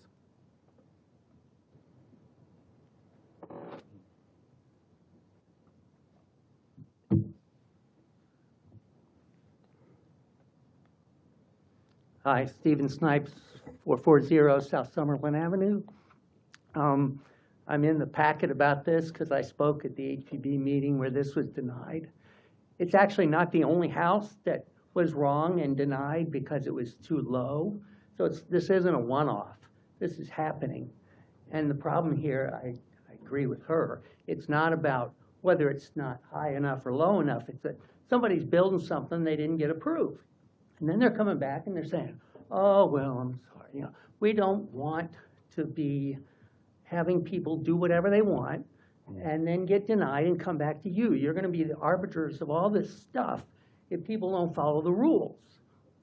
And there are a lot of people in this room who've been pressed with a lot of rules and regulations over time that would love to have had a, give them a pass. So I don't think you ought to be undermining your boards and their decisions and permit people to just build what they want. If Costco just left out all that landscaping and came back and said, sorry, we wanted more spaces, are you gonna go back and hammer them? No, you're not. I don't know. Right, thank you. Thank you. Anyone else from the audience wish to speak to this item? Okay. Question, if we uphold the denial, what is the resolution? I don't think this can be remedied other than lifting the house. Ooh. Okay, because one of the comments was, and maybe I want, I don't know if Mr. Wilson, whether you know the answer to this or not. Go back to that either of those is fine. That's the one I want, because it says that the number of steps was changed to save the tree. And it seems like you need another step because of the tree, unless you were grading, the idea was they were going to grade lower in front. If the tree came out, were they going to grade low enough to put another step, or is the building actually lower than it was originally planned? I think they mounded up dirt around the tree. Because wouldn't it either be to raise the house or lower the grade in front of the house and lose the tree? Right, you still, yes, raise the house elevation. Okay. It's All right. the difference of 2 steps would be a foot and 3 is 18 inches.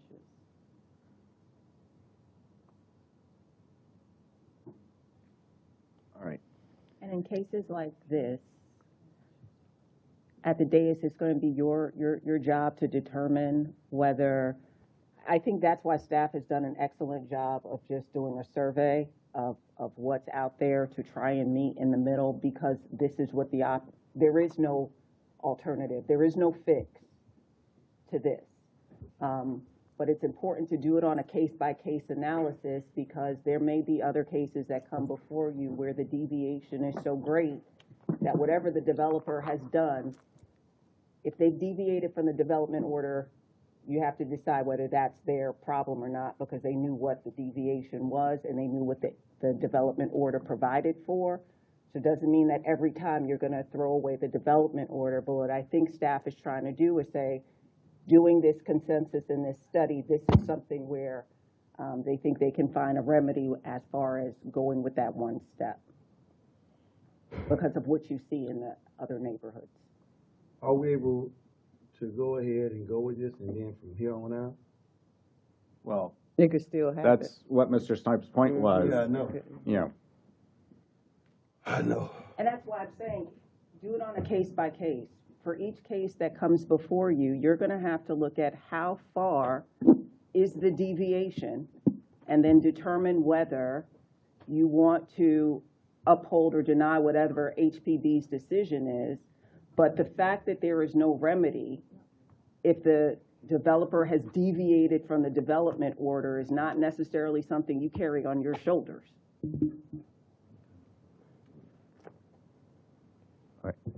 So in this particular instance, as she said, case by case, in this particular instance, you can see from the measurements, they did provide for a 12-inch elevation, which is the equivalent of 2 steps, versus it's not flat on grade. They Right. didn't ignore it entirely. There is also the lift into the threshold, which is another 4 to 5 inches. So it really depends on whether or not this is deemed to be consistent with, A, the development order, which required 3 steps or 18 inches, as well as the consistency with the historic district, which it does provide for an elevated foundation of 12 inches, which is equivalent to 2 steps, which is consistent with many of the other approvals in the district, both districts. right, okay. Okay, just be sure no one else wishes to speak. Then I'll close the public hearing, bring the commission for discussion or action. You know, I mean, I hate to go against HPB. I really do. But because we are really between a rock and a hard place, here you've got, we're gonna remove blight. We're also increasing property value. There's so many positives to this, but then also this is dead wrong. Again, as Attorney Green pointed out, there were plans that were submitted. And then that first picture looks like a poor attempt of trying to create, because how is that even steps? But and what are we going to do at this point? Say no, and then now have the place abandoned? Because who's going to raise this entire house? Do we have any idea of the other examples you've given, whether or not they were approved based on the plans that were submitted correctly, or were there mistakes made in those cases as well? I think for the most part, they were built as approved. Schedule S is a raised elevation, and in many reviews, they didn't specify what that level of raising is. And they have become more specific about that for the 3 steps more recently because there's confusion Okay. about that. I mean, you know where I'm coming from here is we don't want to continue to allow mistakes to just go. Right. We don't want to establish a precedent there. So if all of the others were submitted the orders, met the requirements, good to go, and we're at a point now where this maybe is an anomaly that we can say, no more of this. You all did your research and you were able to find other houses that matched this. Did you all also do the research to see if he has complied with other homes that he has built? They're not in the district, Okay. so we didn't have a review. Good. I would point out it is possible to raise a home. This is something, a standard procedure that people are doing for sea level rise.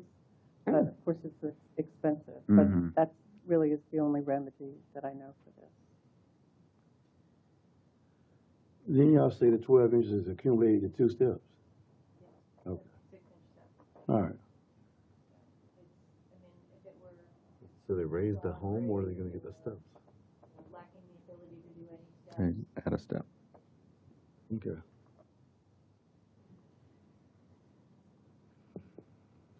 Well, the other option would be cut down the tree, grade the yard down, and dig it low enough that you could put another step. That's what I was thinking.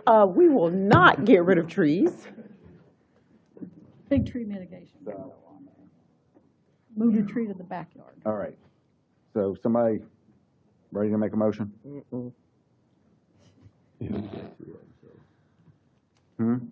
Move to approve. Move to approve the overturning of the denial? Yes. Okay. Is there a second?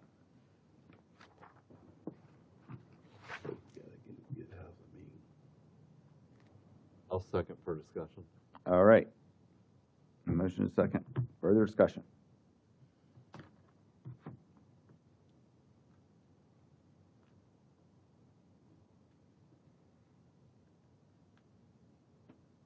What I'm thinking in my head is if they had presented this at the initial HPB meeting, would 2 steps have been approved? And she said they can't look because it's not in the district, but if this is something this guy was ordinary doing and just getting over all the time, but this is just this one time.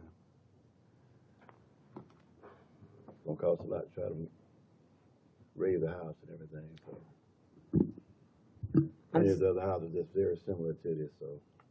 And this is also in the Georgetown area, which Yeah. is new to the historic preservation rules. It's not like it's across Sanford Avenue. I personally cannot, well, I'm not saying I cannot, but there is too much in my district for me to go against our historic preservation board because of all of the strict rules that we must follow to keep our historic character.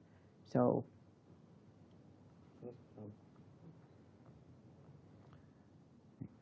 Any further discussion? I am nervous about setting a precedent here.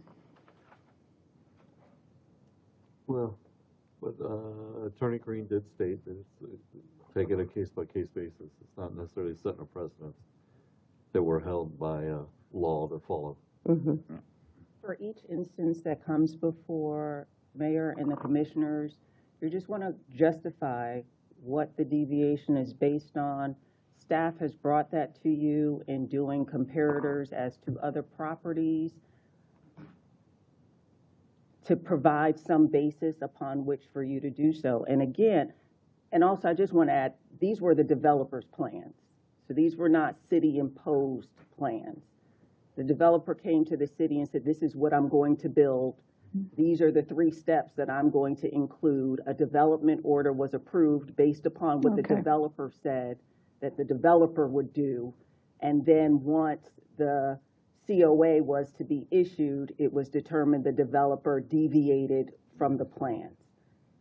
Again, Thanks. That's a good reminder. Right. Staff is trying to provide some leeway by saying, even though there is a clear deviation from the development order and the developer's plans, that it is not counterintuitive to what has been built in other areas to try and create a pathway should the board decide that's what you want to do, mayor and commissioners. Any further discussion? Okay, all in favor? Aye. Aye. Aye. All opposed? Aye. Aye. Okay, passes 3-2.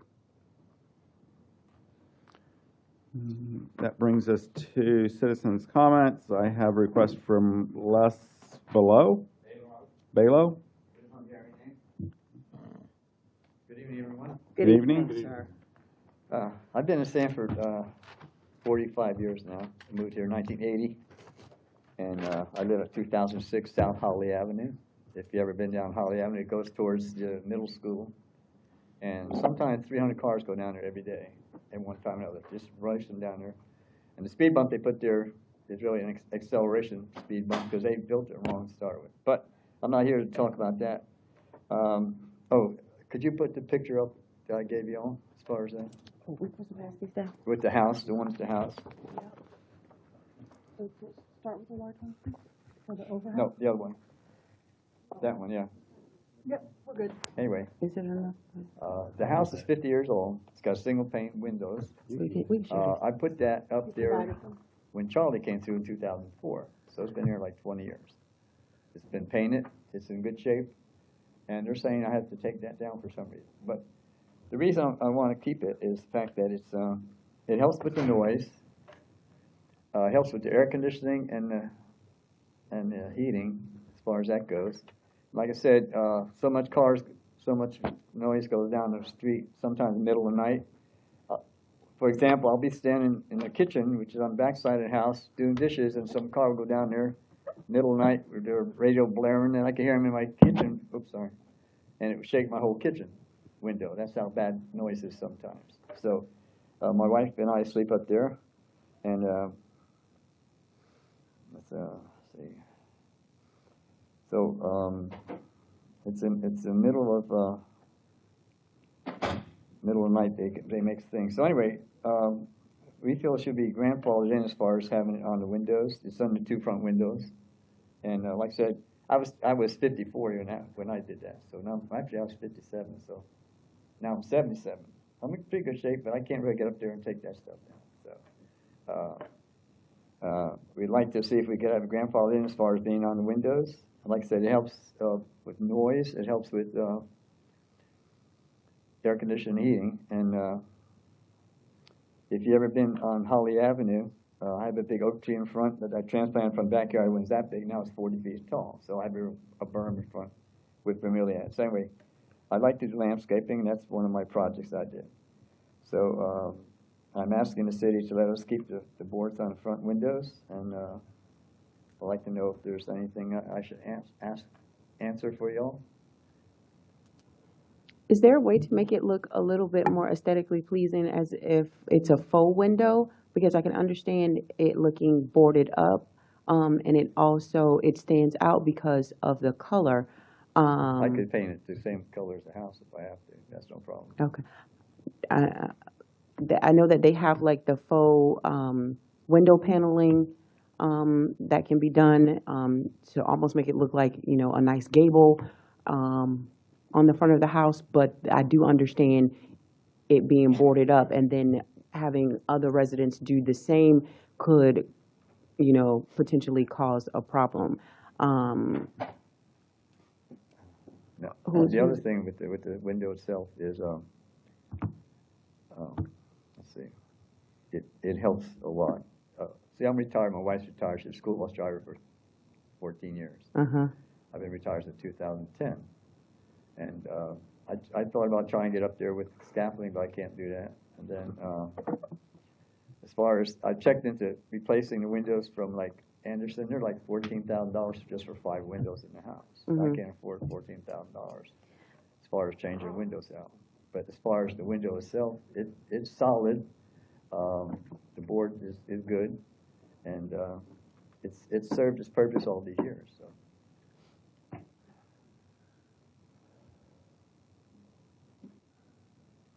This appears to be a code enforcement matter. Thank you. I'm sorry. Yeah, and I'm wondering if this is something we can actually address I in this believe meeting, that's or right. if something That's needs why. to come back to us. I'm sorry, Mayor, what was the I'm not question? sure if this is something that we can address at this time. No, and that's why But- it sounds as though it's a code enforcement issue. Mr. Raimondo, I would prefer if you meet with this homeowner and then just get back to me, and I can give information to the board at the next meeting as to what's transpired and give you an update, but it's not appropriate for the board to take action from the dais on this. My understanding is there is code enforcement action on it now. We received the complaint October 31st of last year. It's been an active investigation since then. There's multiple facets to it. I talked to Stephen a couple of times. Yes, sir. Yes, sir. And we appreciate the progress that you had made, you taking the cardboard down and those Right, yeah. things. But there's still outstanding violations. The case continues. It probably will be before the magistrate in the March hearing. Okay. So you don't want I to get wouldn't back to take me any or- action Well, on I it mean, the and problem, I let- mean, we can't, and let Mr. Raimondo Yeah. continue to have those conversations. If it goes before the special magistrate will adjudicate the case. There, of course, is lien amnesty process, and so by then, by the time it gets towards the special magistrate hearing, there may be some discussions where it may be resolved. and I would just question, is there something you can do from the inside that would have the same effect? I was thinking No, the sir. same thing. Like I said, they're single pane windows, and there's 50. Okay, House was built in 1974, so they're over 50 years old.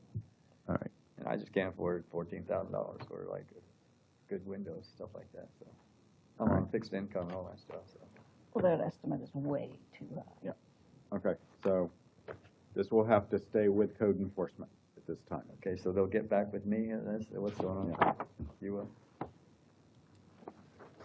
I also recommend, sir, that you speak with code enforcement so that it's a two-way conversation. He's right behind you, sir. Thank you. Thank you, sir. And I have a request from Chase Spoor. I put in a box.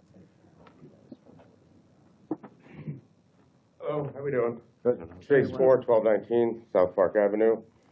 At least that's where I live nowadays. Sitting up here watching the Costco presentation, coming up on a year, so I'm trying to get a blighted property up to code, I guess we're calling that. I do have a question at the end of this, but I'm going to ramble for a little bit.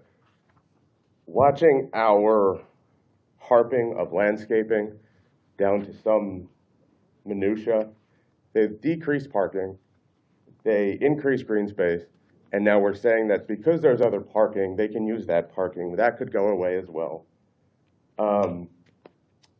It's just hard to watch this again and again, and we're sitting here a year. The amount of work I just had quoted out that I'm waiting on for a year, 3 weeks.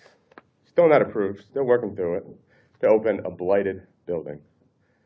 Over landscaping that we're already doing anyway. And it's good to know that a DO can be not really adhered to and seeing it change. There is case by case. We talked earlier, you said we don't do case by case when Sheena brought up trying to help. So it's good to know we can deviate on our own and come back to this board for a little bit of leniency. But my one question I want to ask right now is your utility building that you guys just put in, chain link fence, not a single tree. When are you guys going to put a tree in? I mean, you guys are beating us up on it every day, every blighted property. Is there a plan? Oh, we're going to get rid of the, but we're going to add like those little parking, cute aisles and 40 square feet of trees that aren't crepe myrtles on that property? Or is it just us? This is the same building I brought up at last meeting. You guys tore it down, started over. So you had plenty of space and time and energy to plan that out. Not a single plan. You took trees out, didn't even save anything. But we have to come up here and fight for our lives for a year and watch you guys skate around it. So is there no plan? Is that what you're saying? I was going to ask about it tonight. You're going to ask about it tonight. All right, thank you. Glad I've been here. So what are you going to ask? I was going to point out that, you brought up that building, and I drove by it and noticed what you were talking about, and what are you going to do about it? So I'll bring that up. Well, I would like to say, since we're discussing it at this moment, we can discuss it later. I was disturbed to find out that building and that redo did not even go through the process that our residents and our business owners have to go through. It was built and done without going through the process. And that may be the way business is done elsewhere. That's not the way I want business done in Sanford. But we can talk about it later. Yeah, let's talk about that at the end of the meeting, which is only one item away. Anyone else from the audience wish to speak to the commission? Okay, then we'll go to the preliminary subdivision plan. And Mayor, at some point, we'll just need, Mayor, at some point, we'll have to have a motion with regard to the continuance for the 1,4-dioxane matter. Okay. And so I just wanted to make sure you're on that. Mr. Mayor, members of the commission, a major subdivision plan was received by the planning staff to establish a self-storage facility and 3 commercial outpost partials in the planned development zone district for the address of 3922 East Lake Mary Boulevard, and it is staff's recommendation that it be approved.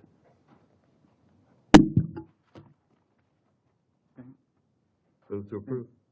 Wait, it's a public hearing. Oh, no, it's not a public hearing. I have nothing Sorry. to disclose. Wait, so do we have a motion? Nothing. Move to approve. Second. Any further discussion? All in favor? Aye. Any opposed? Passed unanimously. City attorney comments. Let's address the I-4-dioxane matter first. Commissioner Britton, I know that you walked in. So trial is currently set for that matter in December of this year. The defendants have asked for a continuance for 6 months of that trial period. The attorneys representing the city are agreeable to a joint motion for 3 to 4 months, which would put us around March or so. Based upon my history as a litigator, when you have trials set in December, especially anytime around Christmas, it's going to get pushed out anyway. So doing the 3 to 4 month, I don't see that in any way being prejudicial or harmful with regard to the litigation. And so on that basis, I recommended that we approve this, our attorneys moving forward with the continuance not to exceed the 4 months, but not the 6 months that were requested by the defendants. So, Mayor and Commissioner, we just need to vote of the commission for consensus to that. We have a motion to approve that. Make a motion to approve a 4-month, I'm sorry, delay? Extension. 4-month extension in the trial for the 1,4-dioxane. Second. Any further discussion? All in favor? Aye. Any opposed? Passed unanimously. Anything else? Also, I negotiated with regard to overage related to damages succumbed by the city as a result of the evacuation. That check was received today, and it is in finance's hands, so that matter is concluded. Okay, good. Mr. Mayor, one quick question. You and I both received a letter from Victoria Huggins about reading something in the Yeah, I minutes. actually had it up on my screen. Do you Okay. want to read it or you I want can me read to? it. I just wanted to know Thanks for reminding me. if we passed it in citizens' participation or what. No. Yeah, You want me to go ahead? I got it. Okay. Yeah, I apologize. This was part of citizen participation. This is from Victoria Huggins, who would not be able to be here tonight and wanted this read. For years, I've invited city leadership, including the chief of police, the mayor, and this commission to ride with me and see firsthand the safety concerns in our golf cart zone. Commissioner Britton and mayor have participated, but much work remains. The current golf cart map is unreadable and inadequate. A dedicated mobile app with interactive GPS, like those used in communities such as the villages, would solve common problems: real-time navigation, updated alerts for hazards and closures, legal path mapping, and integration of local points of interest. The golf cart zone itself needs updating, correction, and expansion, with safety as the top priority. We also request that the city correct relevant ordinances and require all golf carts to carry insurance, ensuring that they are protected while sharing the road with vehicles, bicycles, children, and tourists.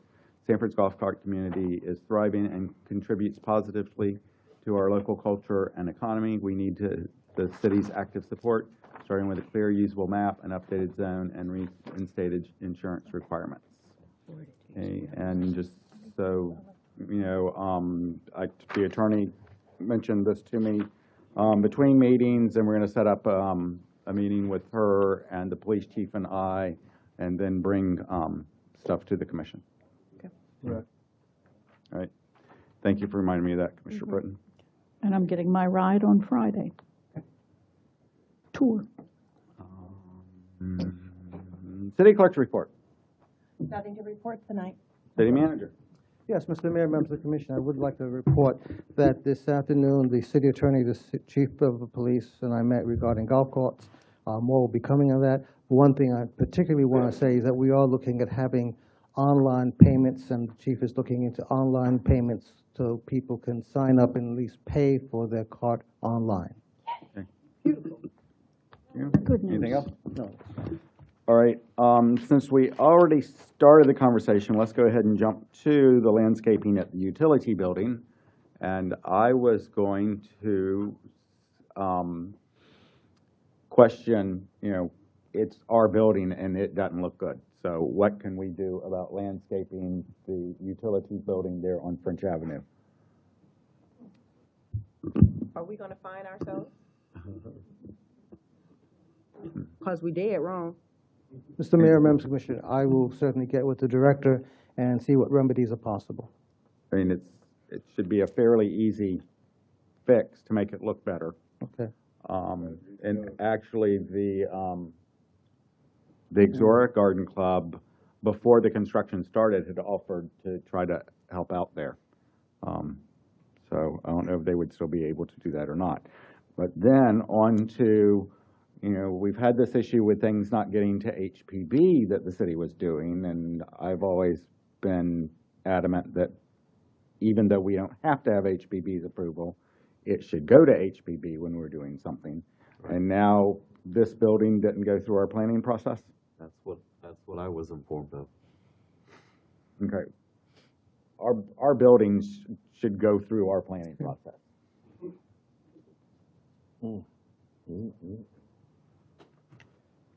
Okay. Okay.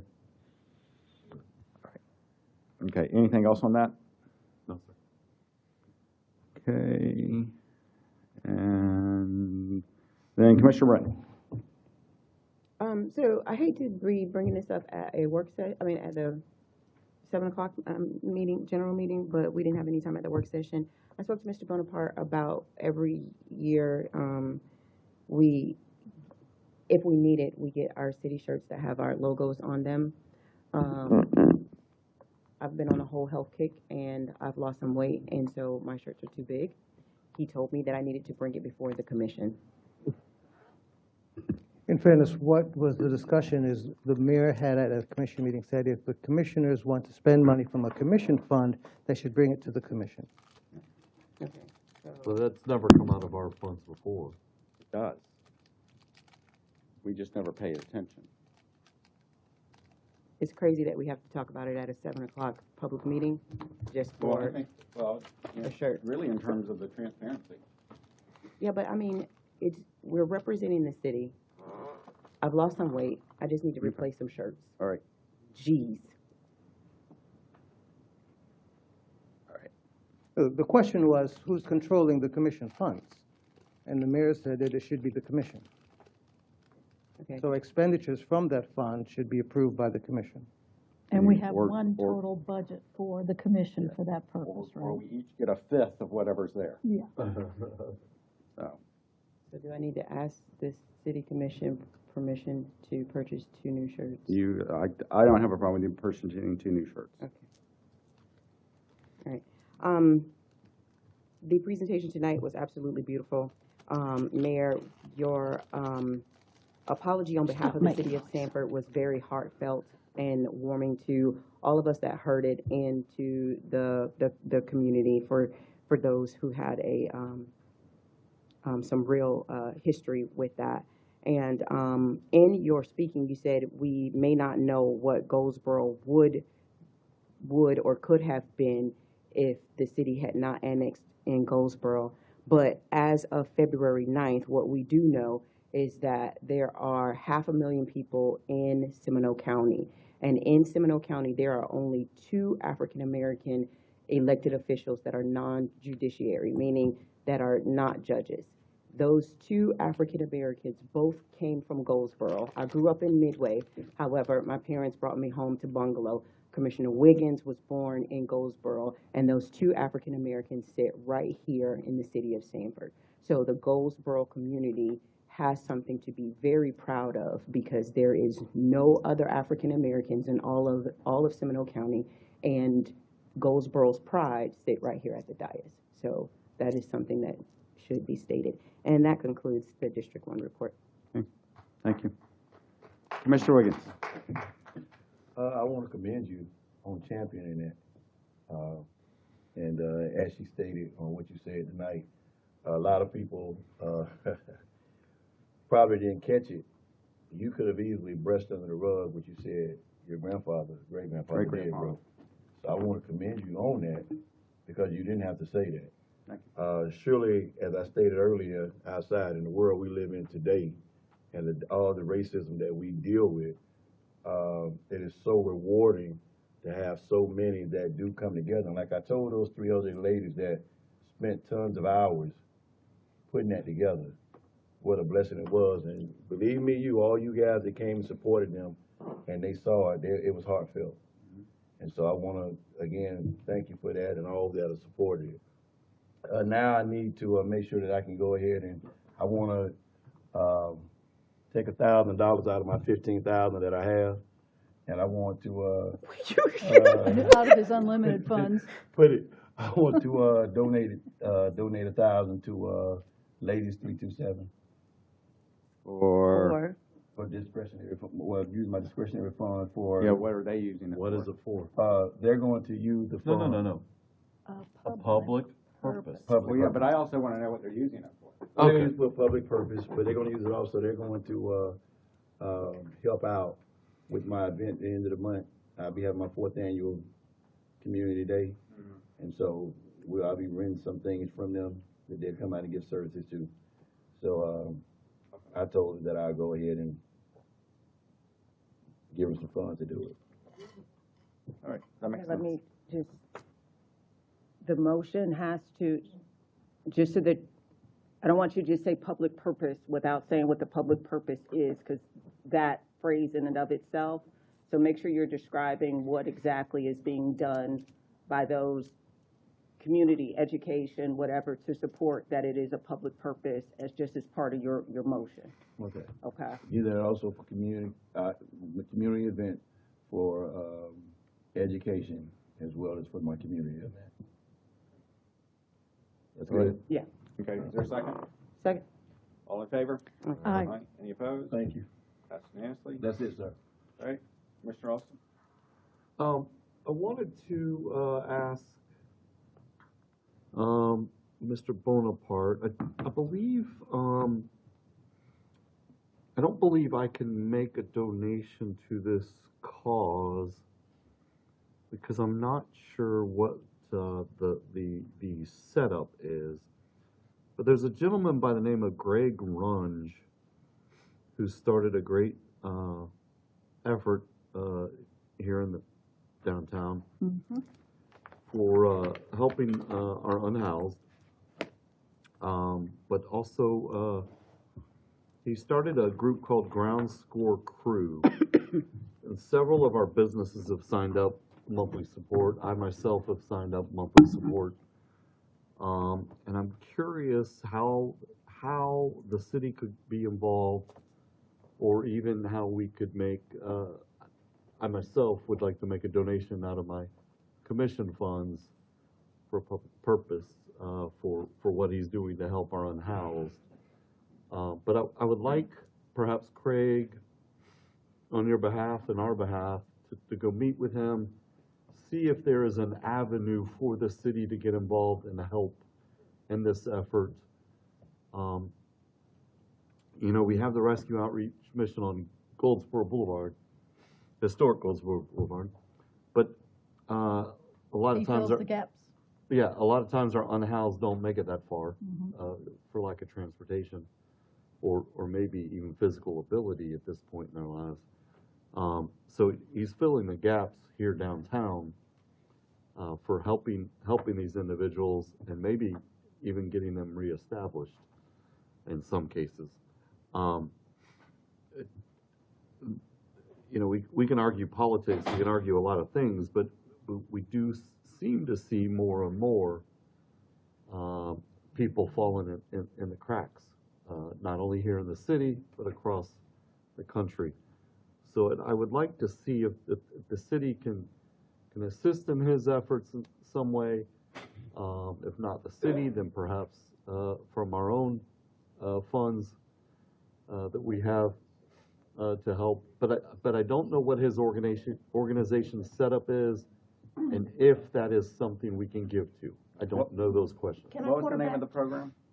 Ground Score Crew. Can I quarterback that a little bit, Patrick? Yes. I remember the city of Sanford used to have the homeless task force, and Nikki's now in that position as the director, but when Andrew Thomas was here, they had partnerships with Grace and Grits and some other organizations that would feed, you know, some of those that were in need. So I don't know if that is something that falls under possibly CDBG as well, to maybe provide assistance with that, or at least to reach out to Greg, just to find out how there might be some connections with the county as well. All right, Commissioner, if you could provide me with his contact information so I can get information about him and the organization. I'm sorry? Can you provide me his contact information so I can get in touch with him and learn about his organization? Okay. Thank you. Anything else? And it's called Ground? Brown Score Crew. I know he made a presentation to the food and beverage. Are they, what do they call it, Commissioner Burton? FABA. I know he Part made of a Main Street. presentation to them, and several of our businesses signed up to support. Like I said, I went online and signed up and did my $30 monthly support. I contributed as well. Yeah, okay. Yep. He's very connected with the businesses, does a lot. Anything else? Nothing else to discuss publicly at this time. There is some stuff that I'm a little unhappy with, but I'm going to deal with that internally and see where that leads us. Okay. Commissioner Thomas. First, condolences to Commissioner Austin on the loss of his in-law. Thank you. Appreciate your being here in spite of that. Speaking of public purpose funds, we talked about while I was out, contributing to my predecessor's involvement in the cat show. And she was right. I do want to commit $500 from my discretionary funds. Oh, we gave $1 million. $1 million? Yeah. Well, I'm broke now. You're indebted forever. Does that go for my next 30 years Yes, on? yes. That's more than my term, so I can't afford it. Yes, I would very much like to do that for the public purpose of bringing people into the community and spending money here while they attend our great cat show. Is there a second? Second. All in favor? Aye. Any opposed? Passed unanimously. Much appreciated. Positive stuff that's been happening in my district lately. Ford's Garage opened on the 23rd. That was wonderful. I see Commissioner Britton's also been there as well. And they had a great opening, and I think we'll have a lot of people going to visit there for their great burgers. I should recommend yours, right? Mm-hmm. Mine's the Model A, yours was? The steak. Okay, good stuff. Boot Barn also opened, and it's right next to my Petco place over in WP Ball. So if you love the smell of leather, go into this place. They have more boots than I've ever seen in my entire life, and it's a wonderful smell and good product. MLK activities, we probably all talked about when I was out, so obviously the wonderful job we always did with that. The banquet was fabulous. The march was fabulous. Really good activities there, and I always appreciate what we do for Dr. King. I also got to judge the inaugural West Enders Dog Show. So think of the Westminster's Dog Show right in downtown Sanford. We had a similar version to that. And I think I've had an easier time making some decisions here versus having to judge the dogs. That was a challenge, but good times. So those are the positives. I still would love to see us do something with this chamber. Every time I go to a CalNo meeting and I'm in other city chambers and looking at what they have, and I come back here and think, can we at least paint these walls? I know we've talked about that, but please, can we find some money somewhere? Is there any leftover from building the second floor? Or? I'll volunteer to paint it myself. I will too. All right, so Commissioner Britton and I are going to repaint the chambers. They were just repainted. Yeah, but it looks like pink. Yeah, I'm not sure who picked the color. Yes. Can we just put a different color in here, please? You better run it by the art commission. I'll run it by the art They want it commission. painted too. I know they do, but we better make sure it's the right color. So what do we need to do to make that happen? Go to the art commission, get a color. Okay, Then go to Mr. Bonaparte and ask him where he can find some paint money. we'll make that happen. And then grab your overalls and come on down. Okay, you got it. I've painted before, I'll do it again. The League of Cities, of course, we went to Legislative Action Days. Did we talk about that enough last meeting? We probably did. Things are moving as we would expect. There is still a lot of, we're doing as much as we can to oppose Senate Bill 180, which has to do with making Eileen's job more difficult, putting just a stop on changing our comprehensive plan. You're aware of this as well. It looks like the Senate bill might actually, that's trying to amend that. There are two pieces of it that we hope will get amended and make that less painful. So fingers crossed on that. A lot of discussion about property taxes. If you have any knowledge on property taxes or you need more information, please go to the Florida League of Cities website. They have a whole toolkit there on what you need to know about property tax, what we cover through that money that comes into us and how we can take care of the community when it comes to police, fire, parks and recreation. If we try to keep doing the best we can, which sometimes isn't enough, we cannot do that with property tax. So if you have the inclination, without it, yeah. Call your reps, call your senators, please help us tell them how important that is. This is Narcan, and thanks to the county and their health department, we have a box here in the city building, in City Hall somewhere, out in the lobby, where this is available. So tell all your friends, tell anybody you need to know that this is out there. There are various places throughout the county where that's available, and it's really going to be a big help with opioid addiction. By the way, we have one of the few peoples that are a member of a commission in the country that are representing this whole process on how to deal with opioid addiction, and that's Lee Constantine. So he's doing a great job representing all of Seminole County, and I'm pleased to see that they are trying to put this out there for people to have it, tell people if they need it to come and get some. I think that is the extent of my discussion. The other thing on the landscaping that was brought up this evening was focusing on maintenance and making sure that when we require landscaping, it's kept up, Mr. Ramondo. So, and then with that, I think we're adjourned. We are adjourned. You should not back.